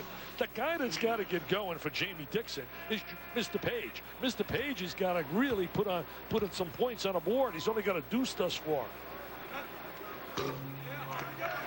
Troutman misses the first. Page averaged better than 12 points per game last year, was third team All Big East a year ago, and again is one of the phenomenal athletes in all of college basketball. He's one of my slam jam bam specialists, along with Hakeem Warwick from out of Syracuse, Langford out of Kansas, keeping an name of Rob Sanders at Providence, a high riser. Yes, he is. David Lee, ever see him jump down at Florida? Another high riser. They're members of my all slam jam bam team. We saw a couple of guys last night who might be on that team in a year or two. Damian Demation from Marquette. Carney from Memphis can jump out of the gym. He's going to be an outstanding player. John Calipari's got a good one. I don't think he knows how good he can be, Carney. Still plenty of time on the shot clock for the Tide. Down a point to Pittsburgh here early in the second half. Knocked away, and it stays in bounds, and Krauser's going the distance. And that'll help your percentage. Make that little layup. Good steal. Stepped in a passing lane. So Pittsburgh up by 3. Alabama has yet to score a point here in the second half. I'll tell you, Pittsburgh's done a pretty good job defensively, other than a few breakdowns on the inside, on the baseline, where normally they're very physical. Pitt closing out a little bit more quickly now on Alabama. Tough drive by Shelton, and he will go to the line. Look at the break, Dick, that Pittsburgh got, that Krauser got on that last deflection as he knocks it away, and it hits the official and stays in bounds. Well, the official is in play. Ball touches the official. It's good. Krauser takes advantage of it, gets the steal, and gets the layup. Meanwhile, Shelton knocks down the first. We alluded to it early in the first half. Ernest Shelton shooting free throws right now. 24 seconds into the first exhibition game for Alabama. Went running to the bench, and Mark Gottfried said, "What's wrong? What's happening here?" And he dislocated his right ring finger. You might have been able to see he's got tape around his ring and his pinky fingers. His ring finger, Dick, above the knuckle was sticking straight to the right over his pinky, and they thought he'd broken it and he'd be out for weeks. He dislocated it. They were able to pop it back in during the game, and he went on to score 22 points in that game, and apparently can play through the injury. I tell you, talking about kids playing through the injury, I thought the theme last night was the stardom of guys like Diener and certainly Downey, two perimeter players who really showed a lot of guts and heart. We talked about Downey 7 days ago, 8 days ago, having an appendix problem, had surgery, and talk about Diener with the knee problem. Davidson off the screen. More great execution by Alabama. Nice job of executing down screen, freeze him at the free throw line. I'm telling you now, remember I'm telling you, Davidson is going to be a special player at Alabama. Just a freshman. This is his debut. He's out of Atlanta, and he's played well in limited minutes here tonight. Look at that wingspan. Look at those arms. 33. Are you kidding me? I mean, you can't teach that. You cannot teach that. Baseline drive by Page, and a foul underneath. And this is when Page can really be dangerous. When he puts the ball on the floor and wants to get to the rim, there aren't many in college basketball who can keep him away from it. You're 100% right when you talk about his explosiveness. Davidson came out of Wheeler High School, Atlanta, Georgia, won the state championship there. You look at the SEC makeup right now, obviously it's Kentucky, Florida again, but right there, Mississippi State, and certainly you got to think about LSU with Brandon Bass and a host of young players. Auburn will be good again, but they had a tough break losing Monroe, the point guard.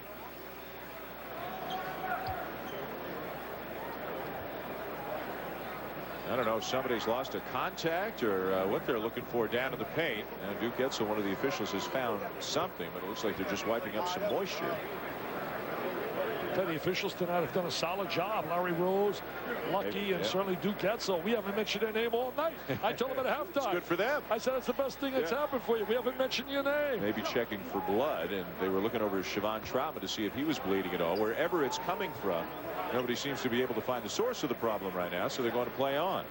Hey, you just talked a lot about the SEC, but there's one guy you didn't mention that you mentioned last night. Give me your odds-on favorite, or at least a contender for SEC Player of the Year that a lot of people aren't thinking of. Oh, Matt Frigie, standing down at Vanderbilt. I didn't mention Vanderbilt, and yet with their experience, they can be a factor, especially down there at home. Speaking of Vanderbilt, to my right, one of my favorite people in all of intercollegiate athletics, C.M. Newton. I can't tell you enough, Dan, what an unbelievable force he has been in the athletic world. He and people like certainly Gene Corrigan, Dave Gavitt, who I rated in my book #1, the most influential in the 25 years that I've been on television, the way he created for television the Big East.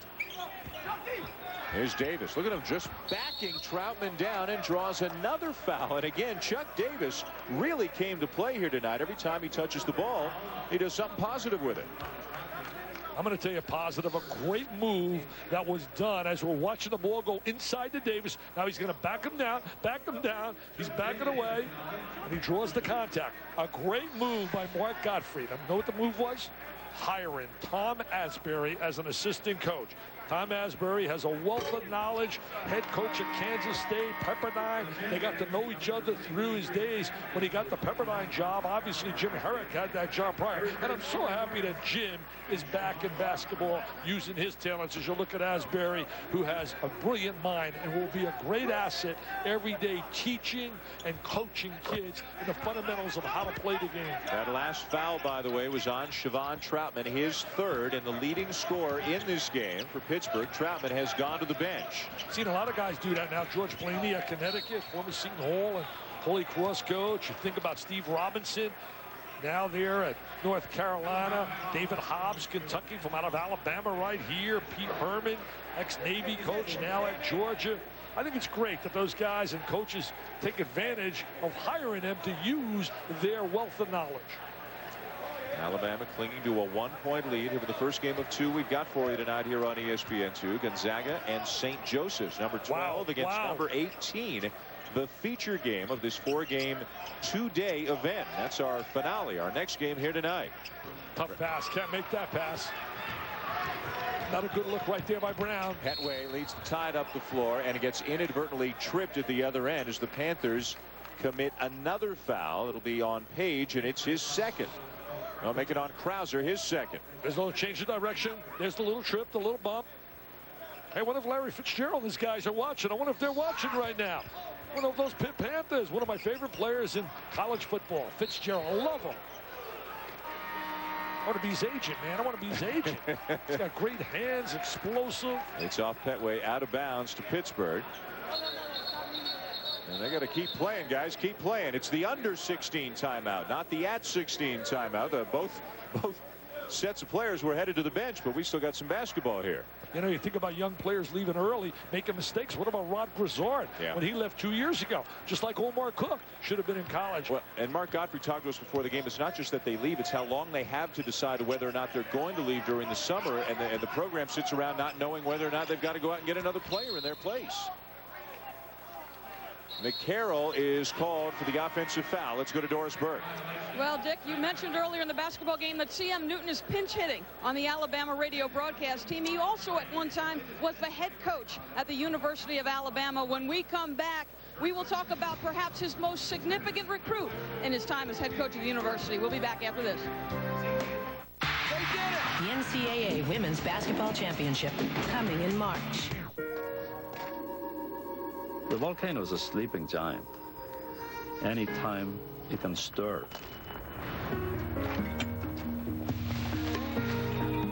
Even when it's quiet, a volcano has a lot to say about our planet. My job is to listen to the volcano. TIAA Craft manages money for Dr. Harold or Sigurdsson. Volcanoes, that's what I think about. TIAA Craft, managing money for people with other things to think about. No matter where you are, with Verizon wireless phones from Radio Shack, you can take and send pictures instantly. Not that I'm going Hollywood or anything. So come to Radio Shack, your wireless phone headquarters. Isn't that... Now get a $50 Radio Shack mail-in rebate with 2-year annual agreement when you buy and activate the new LG VX6000 with built-in digital camera. Send pictures to other phones and any email address. Radio Shack.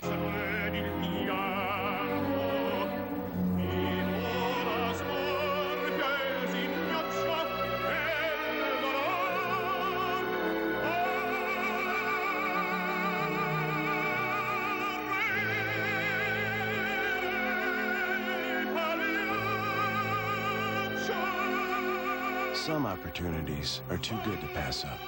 The Nissan Sentra.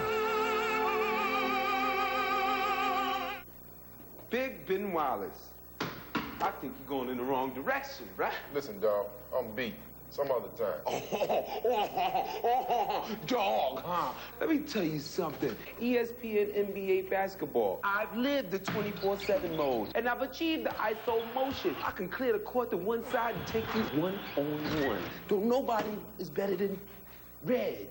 Haha. The way I dunk on you is gonna look unorthodox. Rated E for everyone. Trying to diagram some plays to get the offense going here tonight. It's Alabama 29, Pittsburgh 28. 4 minutes change into the second half here in New York City. Let's go back over to Doris Burke. Doris? Thanks, Dan. C.M. Newton, probably one of the most recognizable faces in all of intercollegiate athletics. He's worn many hats. But in 1969, he had a very special recruit at the University of Alabama as the head coach there. Wendell Hudson, who is now the associate athletic director at the university, became the first African-American basketball player on full scholarship. This was 6 years after one of the most pivotal moments in all of that time of history. Governor George Wallace declared 6 years earlier that no African-American would attend the university. Wendell became that man. He became two-time SEC Player of the Year, 1972 and 1973. I asked him what was the toughest part. He said, honestly, I think it was harder on Coach Newton. I grew up 55 miles from campus. I knew the good and the bad of growing up in Alabama. I was 18 years of old. Coach Newton kind of laughed when I told him that story. He said, well, I'll tell you, it was difficult on my daughter. She was going to be a senior in high school. She took a lot of hits. He said, honestly, I believe that Wendell had some lonely nights at his time, but went on to achieve great things. I guess it's safe to say both very courageous men, guys. Doris, thank you. Great story. It was great stories today. Listen to both of them share the stories in those early days. Antoine Petway's got a chance for a 4-point play. Big three right there. Foul by Krauser, who was trying to sneak out. Godfrey's got to be happy with that, baby. There's Petway going to knock it down. Comes off the screen, steps out, shoots it from NBA range, draws contact, and goes to the line. Look at the great emotion. But you know that C.M. Newton today and Wendell Hudson at the shoot-around was sharing many stories in those early days. But C.M. was such an ambassador when he coached as an athletic director. Also hired Tubby Smith and hired as well Rick Pitino. One other thing that ESPN's doing this year is part of the 25th anniversary of college basketball on the network as Page misses. And then we get a foul underneath as we're going to pick an all-time team over the last 25 years, a 25th anniversary team from each major conference. And C.M. Newton is part of the committee that's going to pick the 25th anniversary team from the SEC. I tell you, that's so much fun to do. I know when Dick Weiss, who I worked with on my book from out of Daily News, we picked a bunch of teams in my 25 years and how they played. And I tell you, there's so many players during that period of time, very difficult to do.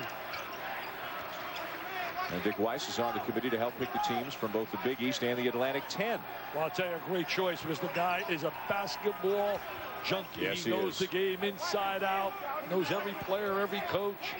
That zone has been really effective. You got to think these Alabama kids are getting more confident by the minute right now, the way this game is going. Brown right down the middle with the miss. The follow, no good for Taft, but he keeps after it and banks it home.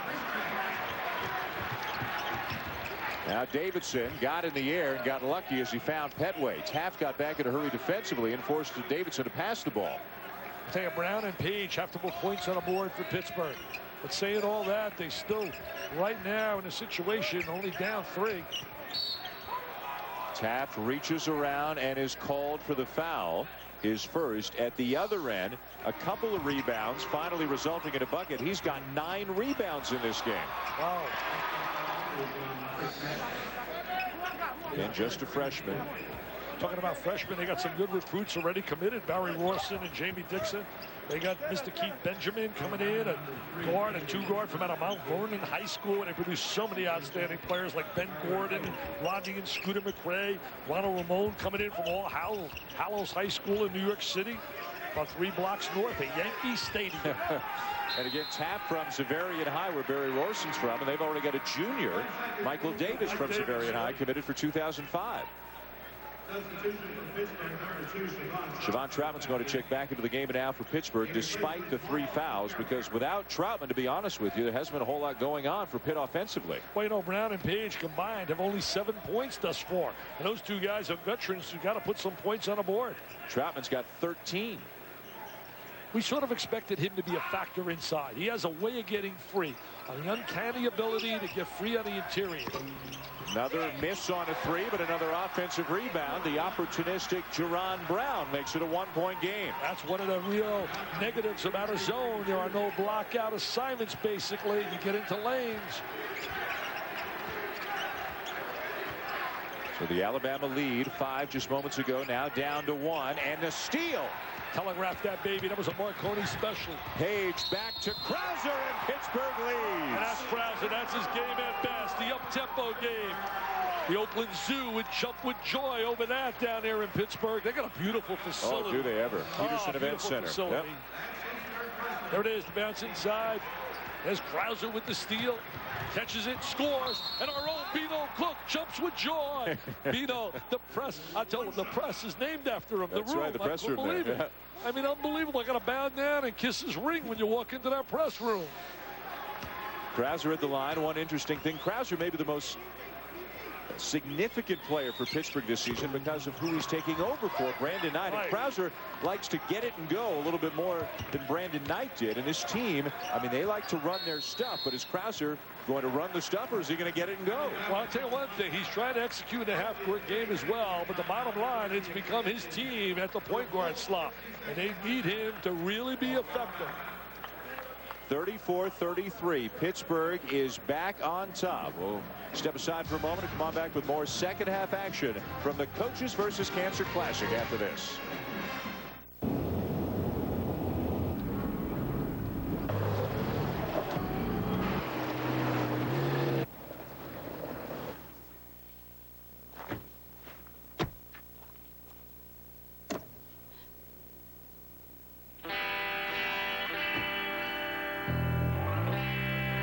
Uses and counting. The 210 horsepower supercharged Nissan Xterra.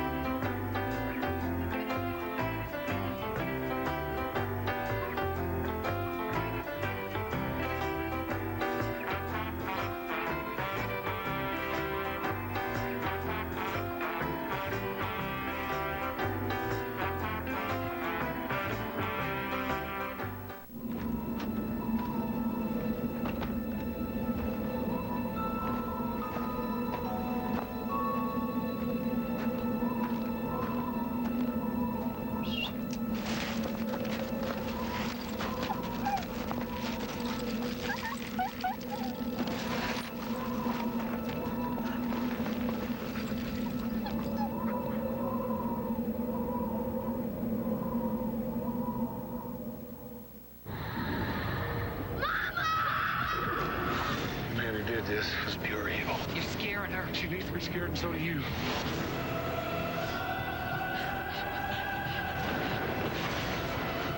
I am looking for my granddaughter! Hold your breath right now! From director Ron Howard. The Missing, rated R, opens everywhere November 26th. Many of the St. Joseph's fans already here at Madison Square Garden in anticipation of game number 2 of our doubleheader here tonight, along with Dick Vitale and Doris Burke. I'm Dan Schulman, and this is the Coaches versus Cancer Classic at a game 2 tonight here on ESPN2. Number 18, St. Joseph's, led by Jameer Nelson, maybe the best point guard in the country, taking on number 12, Gonzaga. And this is a busload of people, and there's more than one busload coming from Chester, Pennsylvania, the hometown of Jameer Nelson, the outstanding senior point. Now, these guys traveled from somewhere. I mean, I don't know where these guys are from, if they're from Spokane or if they're just Zag fans from the East Coast. But these are two outstanding basketball programs that deserve a little bit more attention, a little bit more hype. And we've got Dick Vitale on the job to hype them up here tonight. I don't hype anybody. Are you kidding me? They better be able to play if they want to get some hype. Davis, with no call, gets back the loose ball, misses the jumper, but Alabama runs down the loose ball again. Alabama much more competitive than I thought they would be here tonight. I really mean that. I thought with the inexperience they had, I thought that Pittsburgh would have its way. And Mark Godfrey told me, he said, we got some skilled players. They're just inexperienced. Mark did such a great job when he played down at Alabama in the 3 years that he ran the point. 23-10, 24-9, 28-5. Got upset in 1987 in the Sweet 16.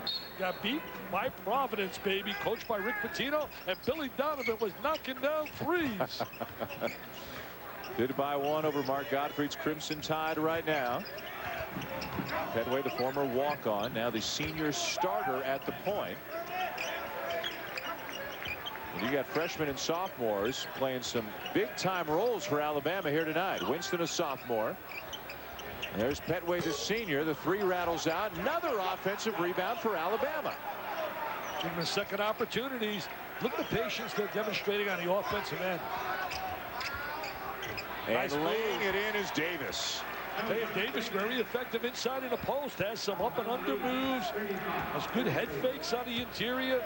When you look at Davis and you watch the development of Davidson, and if Brock can start giving them solid minutes, they can be tough up front. Long jumper will go down, and Pittsburgh is back on top. Carl Krauser makes it 36-35 Panthers. Krauser has the ability to score. Kennedy Winston's only got a deuce tonight. Brock with a handoff, and now a travel called on the Tide. Back over to Pittsburgh as we step aside for another timeout. It's been close throughout between Bama and Pitt. In January 1961, we weren't quite sure who we elected. In November 1963, we weren't able to assess what we lost. In November 2003, we'll finally discover what we gained. JFK, a presidency revealed, as only the History Channel can bring you. Sunday night at 8, 7 Central on the History Channel. A remarkable piece of television that defines his life rather than his death. Home is where the hoop is. With ESPN Full Court, you'll get more than 450 additional games of college basketball. To order, call your local cable company, DirecTV, or Dish Network. Britney Spears, Justin Timberlake, Kid Rock, Sheryl Crow, and more. The biggest music show of the year begins with the biggest pre-show ever. The American Music Awards, live, Sunday starting at 7, 6 Central, hosted by Jimmy Kimmel, only on ABC. Are you losing your hair? How would you like to reverse hair loss and regrow your own hair? That's right, your own natural hair. Fortunately, now you can with Celstim H.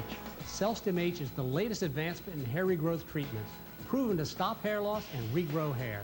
Celstim H is made of natural ingredients known to fight DHT, the leading cause of hair loss. Celstim H has been developed by scientists and is recommended by doctors. We are so confident it will work for you that we offer a 100% money-back guarantee. The sooner you receive Celstim H, the sooner you'll start regrowing hair.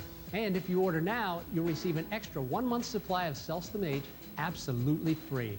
Take control of your life. Regrow your hair with Celstim H. Call now to receive an extra month of Celstim H absolutely free. Celstim H is recommended by doctors and comes with a 100% money-back guarantee. You have nothing to lose. Order your Celstim H now. To order, call the toll-free number or visit celstimh.com. Well, Alabama hanging in with some good offensive execution. Chuck Davis, a sophomore who didn't play a whole lot last year. Dick, I know he's impressed you with what he's done here tonight. Take a look, first of all, great spacing here that they can get the ball inside to him. There's the spacing, 15 feet apart. Now he catches it, frees it.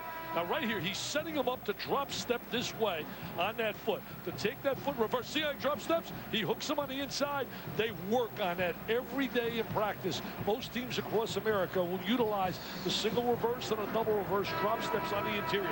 UB Brown was a master giving lectures at that at the 5-star basketball camp. And that's a big, strong, experienced defender in Siobhan Troutman that he's making all of these moves against.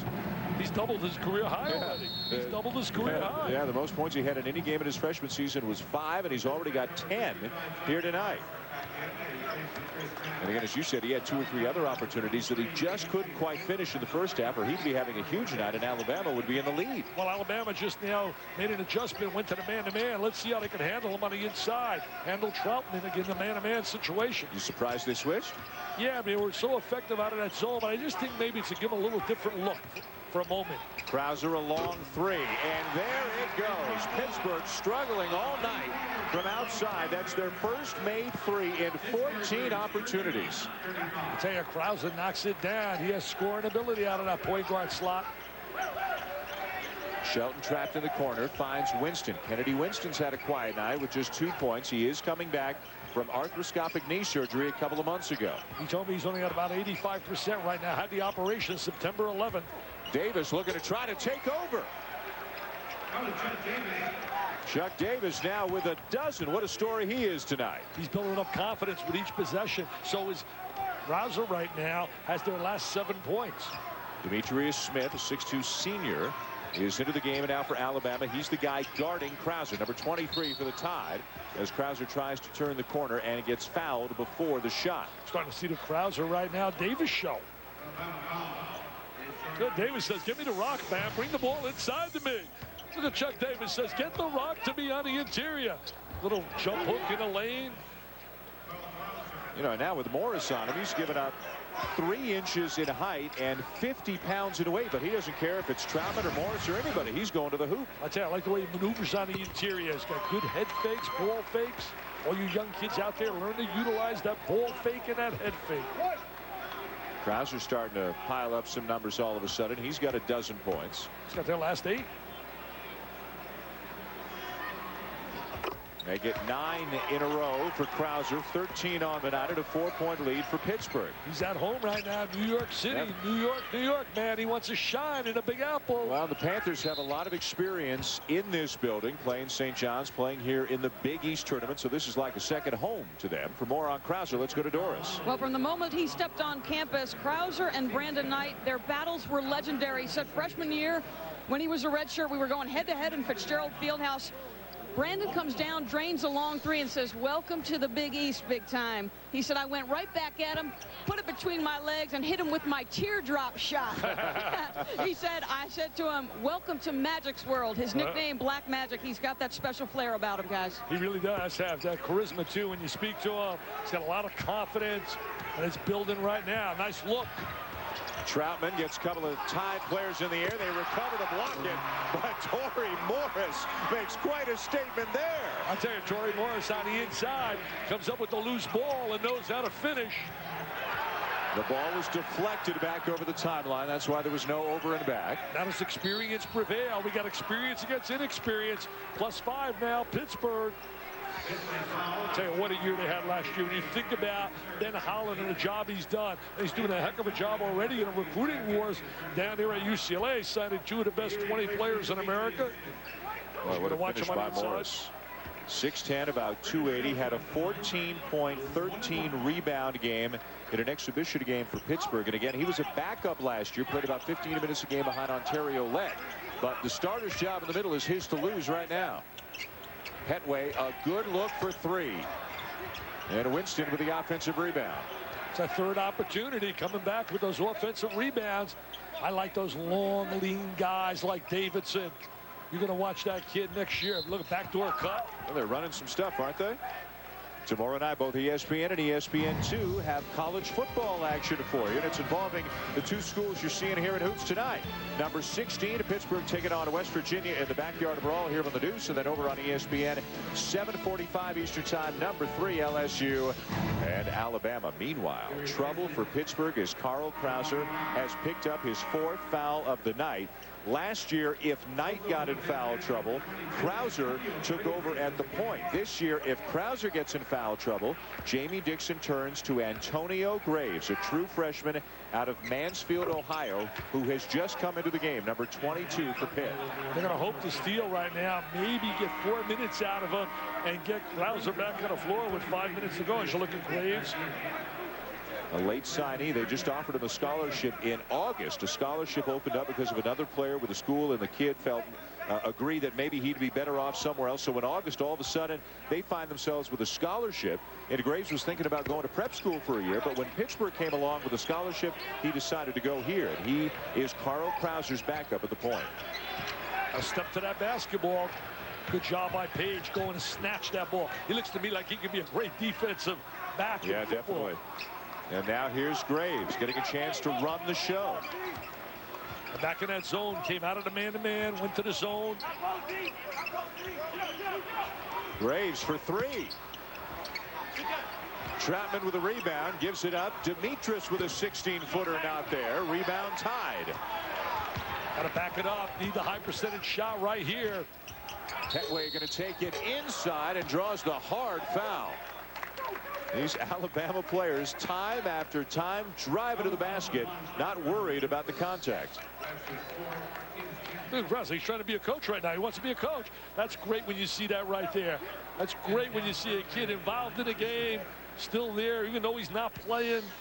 He's the quarterback. He's the guy that's the extension of the coach. So the quarterback's out, and the guy that we said earlier could probably be a tight end, Siobhan Troutman. He's going out as well with his 4th foul. So 2 key players on the bench for the Panthers. You know, it's really interesting when you look at Pittsburgh and preparing for the game. They're 28-5 last year, but they were only 3-3 in games decided by 5 points or less. A lot of that could get down to free throw shooting.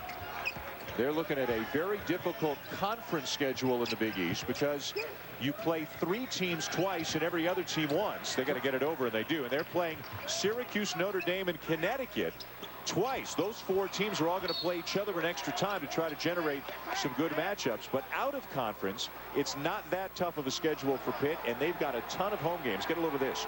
20 of their games will be played at the Peterson Event Center this year. Wow, that's not too bad when you step in as a coach like Jamie Dixon. He better thank Ben Holland for that. 20 home games. I didn't know that. Great research. They got some games with Florida State and Georgia. I know they play down there as well. Florida State, a program on the rise, right? Oh, big time. Stock going up, man. Stock going up when you think about Leonard Hamilton. As you take a look at here, key non-conference games. I mean, those are key non-conference games. But the bottom line is their status. They should win those games. Georgia's in right now a total rebuilding situation under Dennis Felton. McCarroll at the line for the Panthers. 1 of 2. The tip. Yes. Torrey Morris, another big play for Pittsburgh. That size inside pays off. Pays big dividends. Demetris and McCarroll in the game right now for the Panthers because Krauser and Troutman are on the bench, each with 4 fouls. Here's Davidson, 18-footer. Not there. Rebound, Jerron Brown. Experienced player. Brown, one of those role players last year. Almost throws it away, and Graves has gone to the bench. There's no true point guard on the floor right now for Pittsburgh, but Demetris and Page and Brown all have some experience at the point, and they're almost interchangeable right now. An experienced team had a great run, won 11 in a row before they lost to Marquette last year in the NCAA tournament. Sweet 16. Julius Page doesn't like that call, Dick. Pittsburgh playing through the foul trouble, up by 4, but the guys on the bench still doing their job, cheering on the guys on the floor. Pitt hanging on. The volcano is a sleeping giant. Anytime it can stir.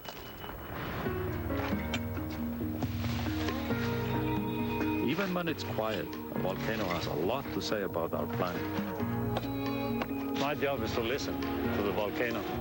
TIAA Craft manages money for Dr. Harold or Sigurdsson. Volcanoes, that's what I think about. TIAA Craft, managing money for people with other things to think about.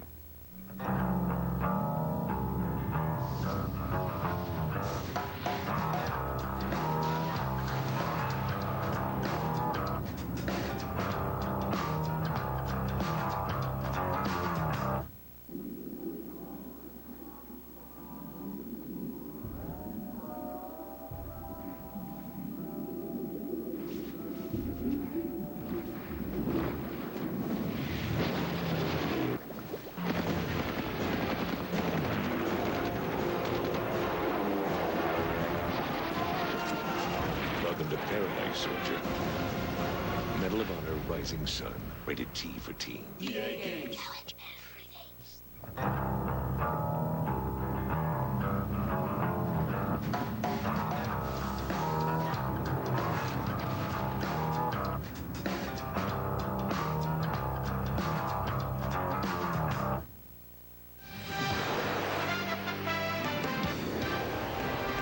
ESPN2's exclusive presentation of NCAA basketball, brought to you by Nissan, who invites you to shift the way you move for the world.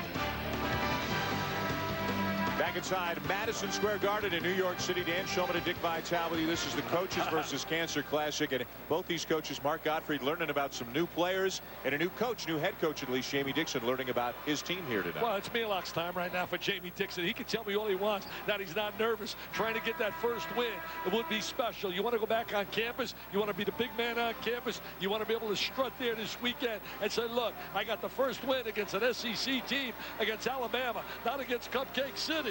But I'll tell you right now, it's not easy. Alabama has really exceeded the expectations that I had in terms of what to expect here. Very young, very inexperienced, but has some solid talent.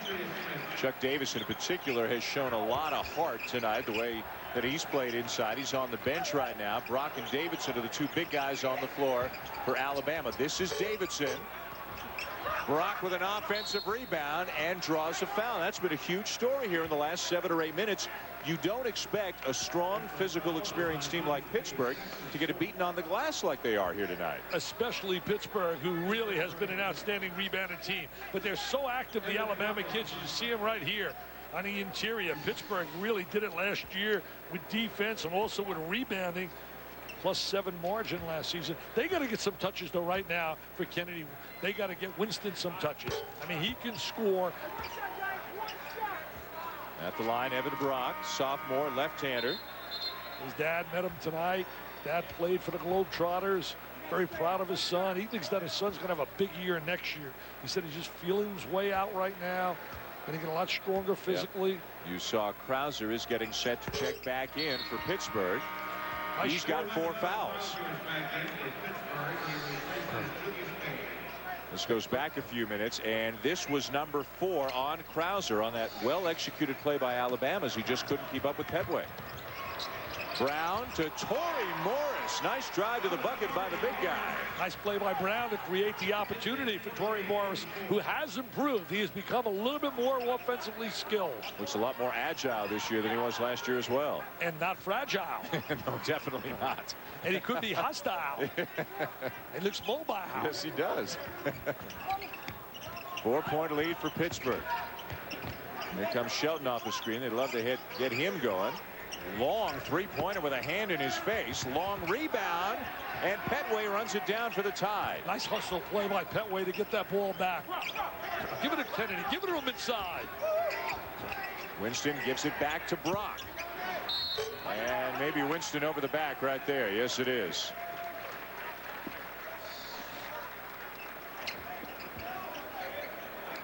They're trying to break the press, swing the ball away from the trap. Bring the ball down the sideline. Brown did a great job finding the open Morris. key against the press is to bring the ball away from the trapping area, and you got to step to the basketball. Did an excellent job of ball reversal.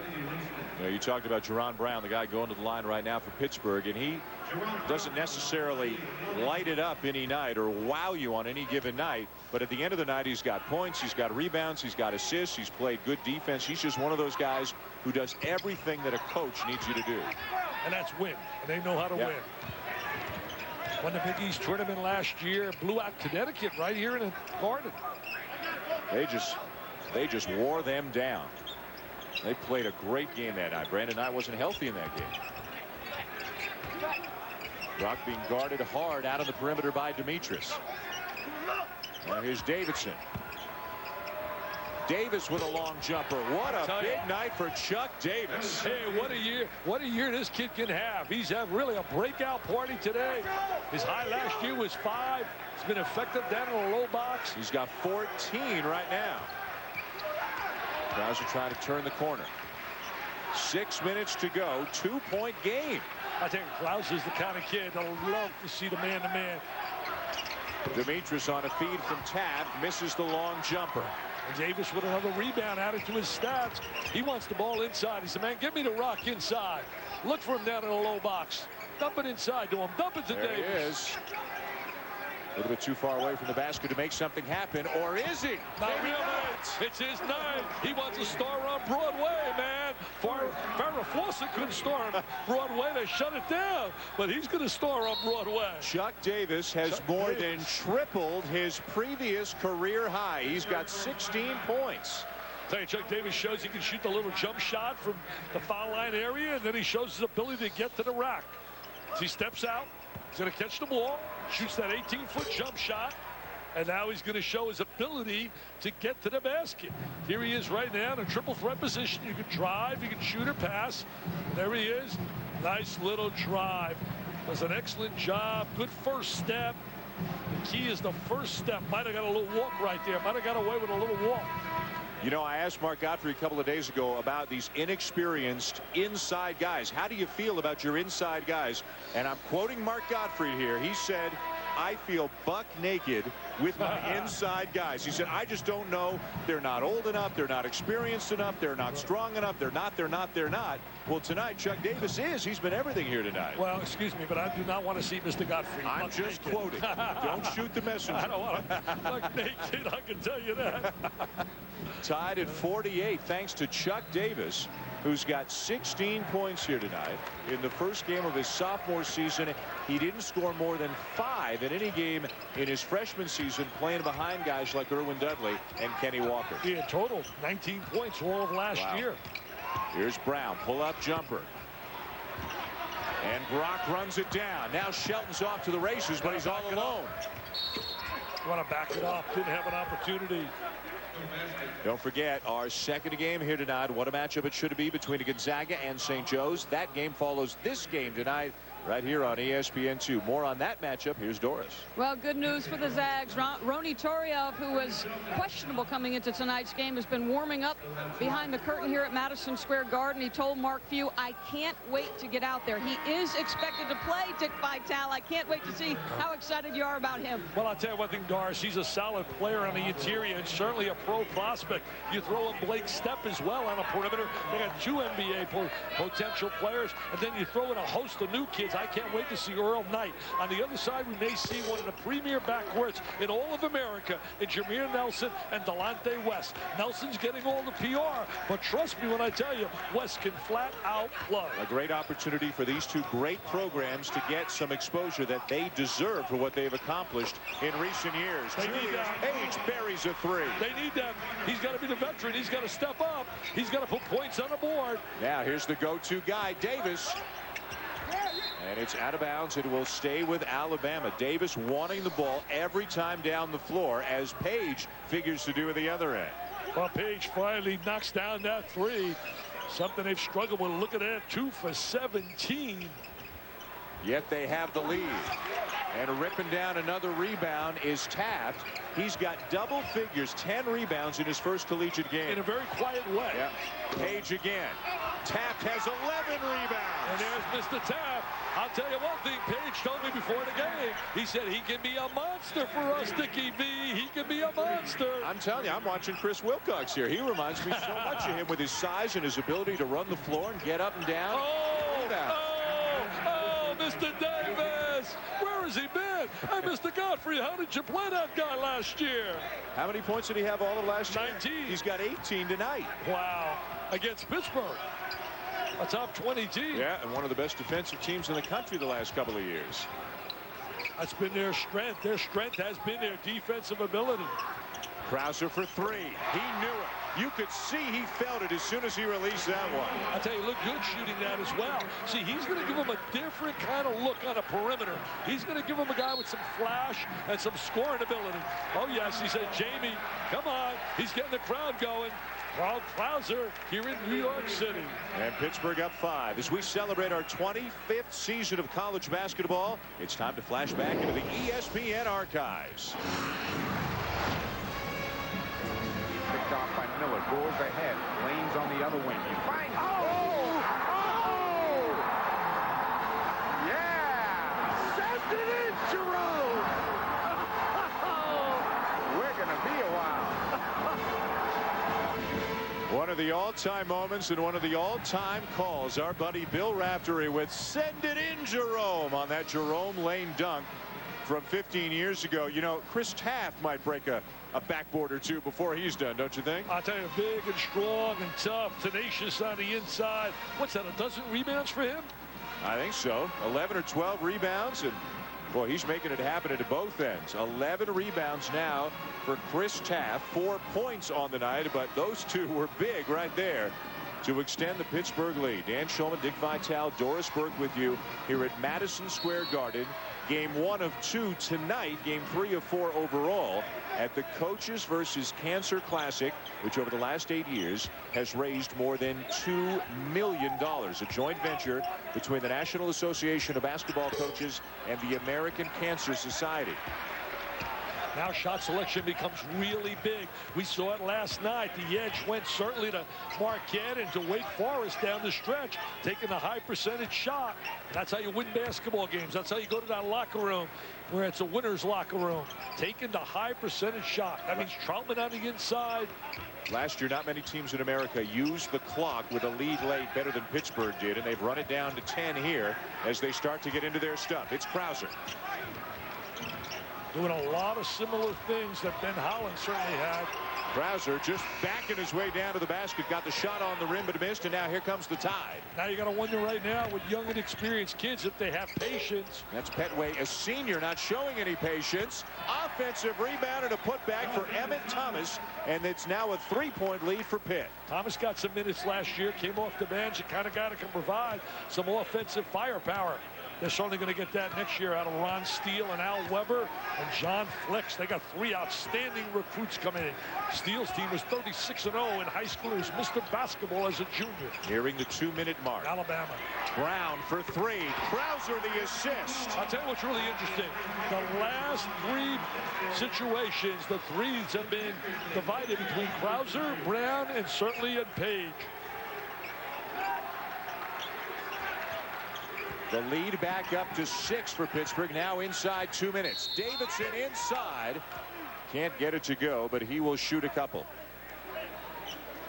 Now the biggest question, as we talked about in the minds of the Pittsburgh program, can Carl Krauser run the show like Brandon Knight did? What do you think of that move? Well, I don't know about Brandon Knight, but I know one thing. He can run it like Carl Krauser, and he did an excellent job distributing the rock right there. I think as the season progresses, he'll get better and better and better and be a very effective leader at that point guard slot. I think the Oakland Zoo is going to have a lot to cheer about down in Pittsburgh. Well, they'll cheer for Troutman, but no more here tonight. He has just fouled out of the game. Krauser's playing it with 4. Troutman's gone, but Pittsburgh has a 6-point lead under 2 minutes to play. Jermario Davidson, the freshman for Alabama, is heading to the line as Jamie Dixon makes a substitution and sends Torrey Morris back in. Jamie Dixon getting that opportunity now, slides over from the assistant's role to the head coaching role, means more responsibilities, dealing with the media, dealing with all the fundraising and all the other extras that a coach has to do other than just recruit. And what a road he's traveled. Played at TCU, was drafted by the Washington Bullets, played for internationally in New Zealand and the Netherlands when he almost died after a collision. Pancreas. Yeah, ruptured his pancreas. He was in the hospital for 3 months. Coached at Hawaii, coached at UC Santa Barbara, Northern Arizona, Pittsburgh. I mean, he's been around. He's been around. I'll tell you this, too. In 1987, he said he got robbed. He got fouled on a play, but instead they called a block on him against the Fighting Irish of Notre Dame and Digger Phelps. And he said David Rivers went to the line in the NCAA tournament and knocked down 2 free throws with 7 ticks to beat them. He said he's never forgotten that. Was an outstanding player for TCU. I'm sure Digger didn't let him forget it today either. No, Digger was able to get away with that with the officials. You know, utilized the Carnation and the Fighting Irish prestige, and poor TCU got an L. We're going to change that in Digger's record. We're going to take that. Record. Yeah. All right, fair enough. Tomorrow night, ESPN and ESPN2 have some great college football action for you. It begins on ESPN2 at 7 Eastern as Pitt takes on West Virginia in the backyard brawl, featuring Heisman hopeful Larry Fitzgerald. Then on down ESPN at 7:45 Eastern, the LSU Tigers, number 3 in the country, taking on Alabama. LSU Alabama is also available on ESPN HD, now available nationwide. Well, we talked about how the fans have really come back to the Pittsburgh program. Beautiful new building, lots of wins. And the Oakland Zoo, which made you an honorary member. Turn the shirt around. There's the front. Oh, yeah. That's what we need to see. What about my face? You don't see my face. He's the 6th man. I'm the 6th man. You're the 6th man in the Oakland Zoo. Oakland Zoo. Yes, sir. I'm in the Oakland Zoo. I belong in the zoo. Yes, you do. Oakland doesn't matter where, anywhere. Whoever will take him in. Now Pittsburgh's going to try to use the clock again a little bit. A minute and a half to go, and they're up 6 in a very tough match here with Alabama. Tougher, I think, than many expected. Petway called for the foul. He made a good play going for the ball, and the reason I mentioned that, one of the really primary responsibilities on the officials this year is the intentional foul. They are going to blow that a little bit more when players deliberately mug a guy and they know that it's intentional, and yet they try to make like they're going for the ball. You're going to really have to strategically make a good effort to go for the basketball, or the official, I will applaud that official that has the guts to blow the whistle and say that's intentional. Taft back into the game and now for Pittsburgh. And Brock checks back in for Alabama. Krauser, after starting a little bit slowly here tonight, has really had a very big night. A terrific second half for Carl Krauser. He keeps knocking him down. Well, a minute and 28 seconds away. Is Jamie Dixon going to pick up a win in his head coaching debut?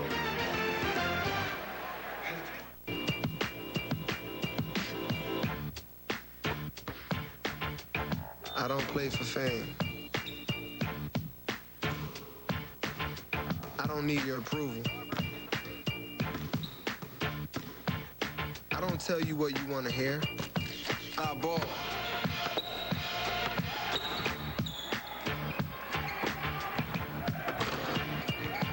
And I don't get them anywhere else. Right now, all Goodyear tires are on sale. That's right, all of them. And when you buy 4 selected Goodyear tires, you get up to $75 cash. So hurry in and pick out a winner.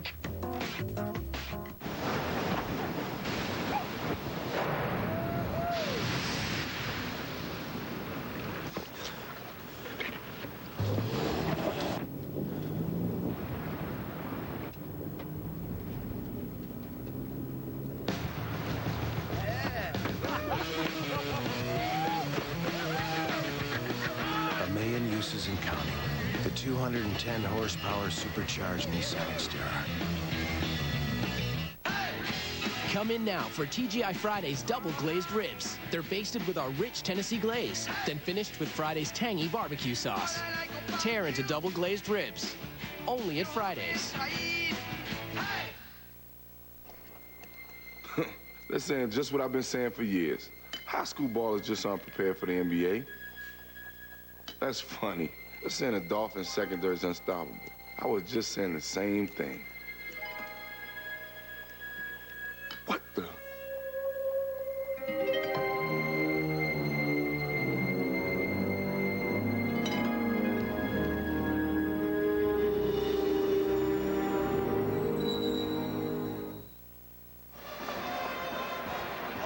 here with the Coaches versus Cancer Classic. This great event, now in its 9th year, was founded that many years ago by Norm Stewart, then the head coach of Missouri and a cancer survivor himself, and a man who's been responsible for raising millions and millions of dollars toward the cause. The Missouri head coach for better than 30 years. He won 634 games at Mizzou. I'll tell you, he did a phenomenal job as a leader, and he's done even a better job, his legacy, with all the dollars he's raised for cancer, just like our own Jim Valvano with the V Foundation.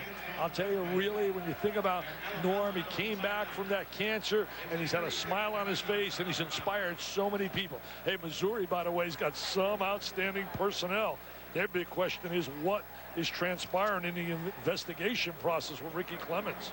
You know, you talk about Norm Stewart and everything that he's done. Well, the Alabama program has been touched tragically by cancer twice in the last 5 years. 2 assistants have died of cancer for the last 5 years, and head coach Mark Gottfried, his former teammate and roommate Jim Farmer, also has been diagnosed with cancer, although Coach Gottfried announced a couple of weeks ago that he'd been in touch with Jim Farmer, and Farmer's been given a clean bill of health. That's great. You know, this is something that it touches everybody. I mean, let's be honest, the millions of dollars that are being raised through this tournament and many other initiatives, I mean, it's a drop in the bucket, but it's a good start. Well, it's a great start, and the bottom line also, with all the research being done today, people are able to go on and live their lives. Look at Jim Boeheim had prostate cancer, goes on and wins the national title. Jim Calhoun had prostate cancer.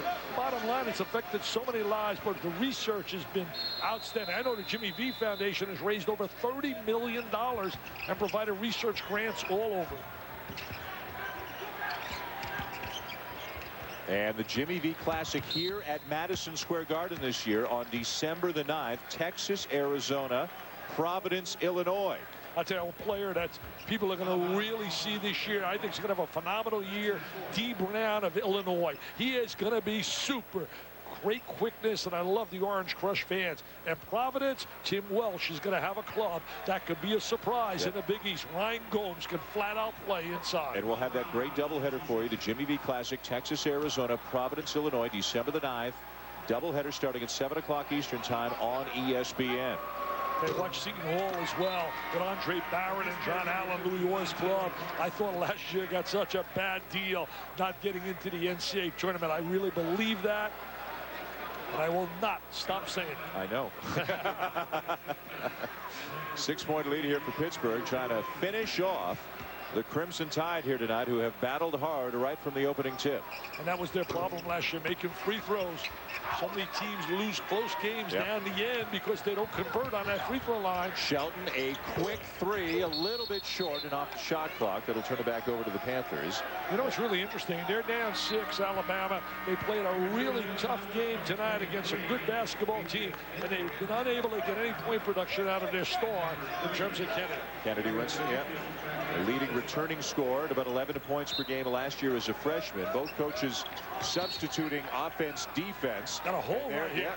And he called it intentional, Dick. Yes, you were talking about that just a minute ago. Away from the ball. Didn't waste any time. Made that call. It's exactly what we heard about a few weeks ago, that in this kind of a situation when you're trailing and you clearly are trying to put an opposing player on the line without any time running off the clock, if you don't, if it's clearly away from the ball and you don't make it look like it's within the framework of normal basketball play, it's going to get called an intentional. And that's 2 in the ball. 2 shots in a basketball. And Mark Gottfried becomes the first of many coaches this year, you would imagine, who are getting an explanation on how the new rule is being interpreted. I just like the poise of Mark Gottfried. I really like his ability to lead on that sideline. I love his passion for his university, having graduated from Alabama. And you can see Duke Etzel, the official, he was saying to Mark Gottfried, he grabbed him with both hands, and that's going to get called this year, whereas last year everybody knew they were just trying to put him on the line, but nobody cared, and they just called it a normal foul. It was away from the ball, and that's what really made it too so obvious.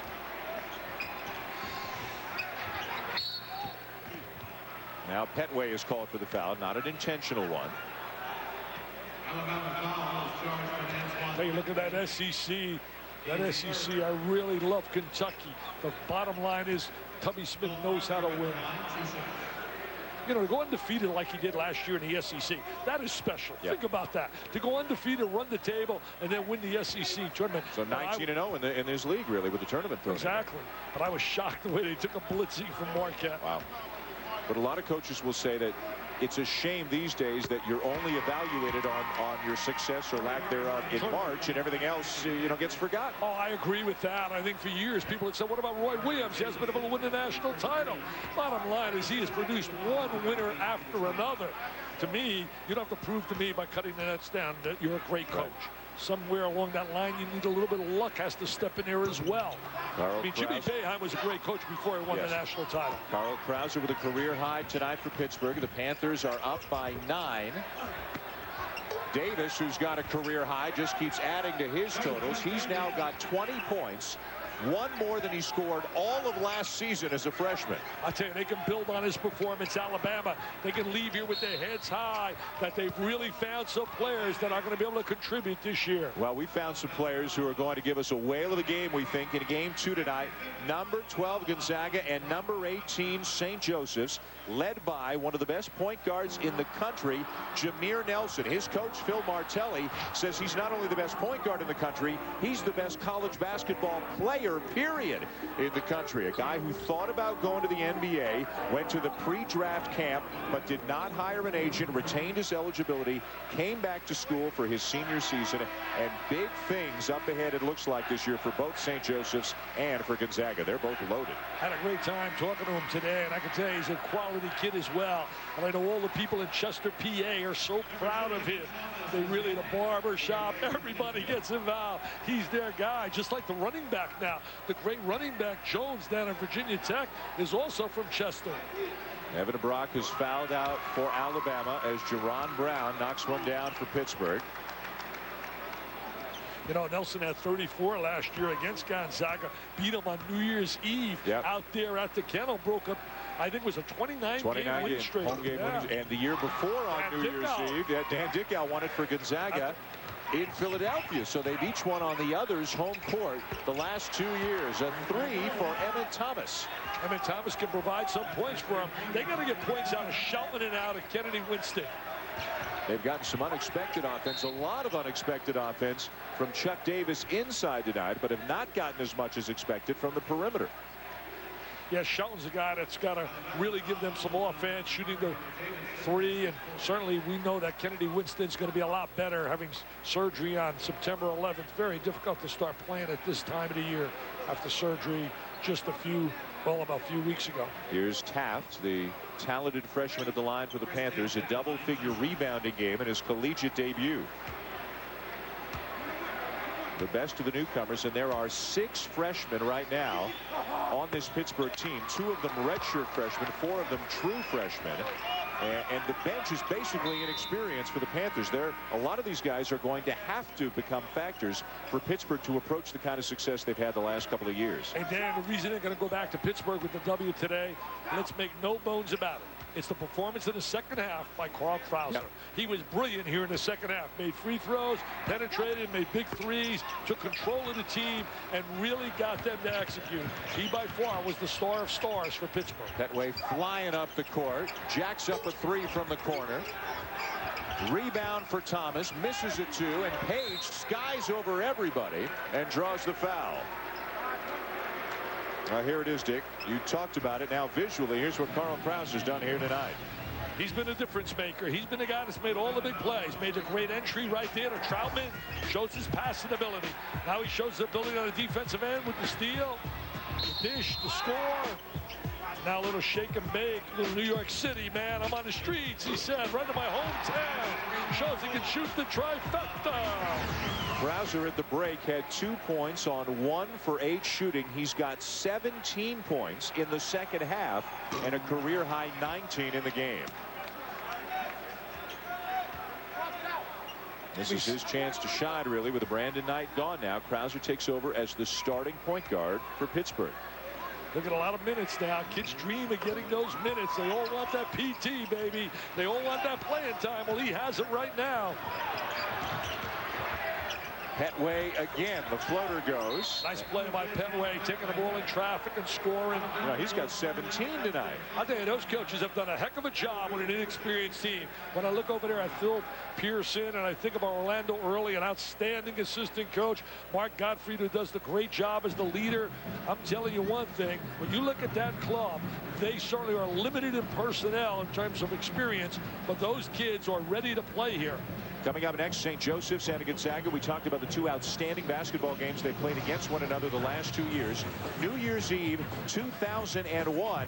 Dan Dickow with a three-pointer with 3 seconds left, and Gonzaga beats St. Joseph's 83-80 in Philly. Then out in Spokane last year, also on New Year's Eve, Jameer Nelson just took over. He scored 34 points in an overtime win as the Zags had a shot that wouldn't go at the buzzer at the end of overtime. So the Hawks won 79-78. As both coaches said earlier today, two of the best games that have been played in the country the last couple of years. Not that many people saw them because neither game was televised nationally. Well, tonight we're hoping for just as good a game. And you heard Reese and the guys asking Coach Martelli and Coach Few, could they guarantee another buzzer beater here tonight? We hope so. You know, it's amazing. In 90 minutes of action, when you talk about the overtime periods, the bottom line is in 90 minutes, there's like a basket that separates them. You know, Barry Rawson trying to get some airtime right now, talking to Larry Rose, the official. Look at him right there, getting some airtime. New York City does a great job. He's from New York, knows the city really well. Coming up between games here on ESPN2. Reese, Jay Digger, and Steve Lavin, a college basketball update. Also Gonzaga, don't call them Cinderella anymore. And Andy Katz, the incomparable columnist from ESPN.com, contributor on ESPN, ESPN News, ESPN Radio, you name it. He does it with some news about the Oklahoma basketball program. Wow. So stay tuned for that. Krauser with a tough catch, nice little dribble, and then draws the foul. He is not going to rush anything to the basket right now, with Pitt 19.8 seconds away from Jamie Dixon's first coaching win as a head coach. He has never been a head coach at any level prior to tonight, but he's on the verge of a win in his debut. He's on the verge of a win. He's denying Mark Gottfried his 100th win. Yeah, that's right. Krauser on a free throw line, a little bit more effective than Knight was, because that was an area where Knight really struggled. You know what? I've done a lot of Pittsburgh games, and I've seen Jamie Dixon's facial expressions a lot on the bench. I've never seen that look of anguish as an assistant coach like I just saw as a head coach. He's wrinkling that brow a little bit more here tonight than he ever has before. He was a child actor, man. This guy was a child actor. Played in a bunch of commercials. His dad, the little Hollywood script. How did he get away from acting? Could have stayed in Hollywood. Who knows? Now after the 2 free throws, an 8-point lead for Pitt, and Pittsburgh calls a timeout.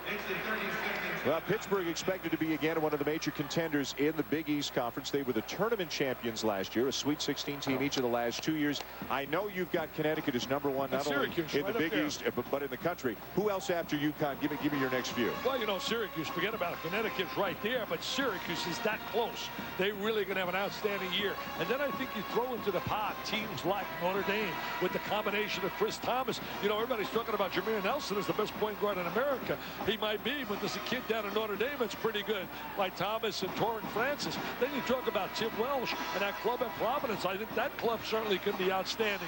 And then you talk about the likes of, Pittsburgh's going to be right in the mix as well. St. John's, it's going to be a struggle based on what we watched last night. I think really it's so unfortunate for Mike Jarvis and his kids that they're getting no support from the fans, especially early. You play a Final Four team, you play a team on your home floor, and there's nobody that comes out to see you play. I mean, that is really sad.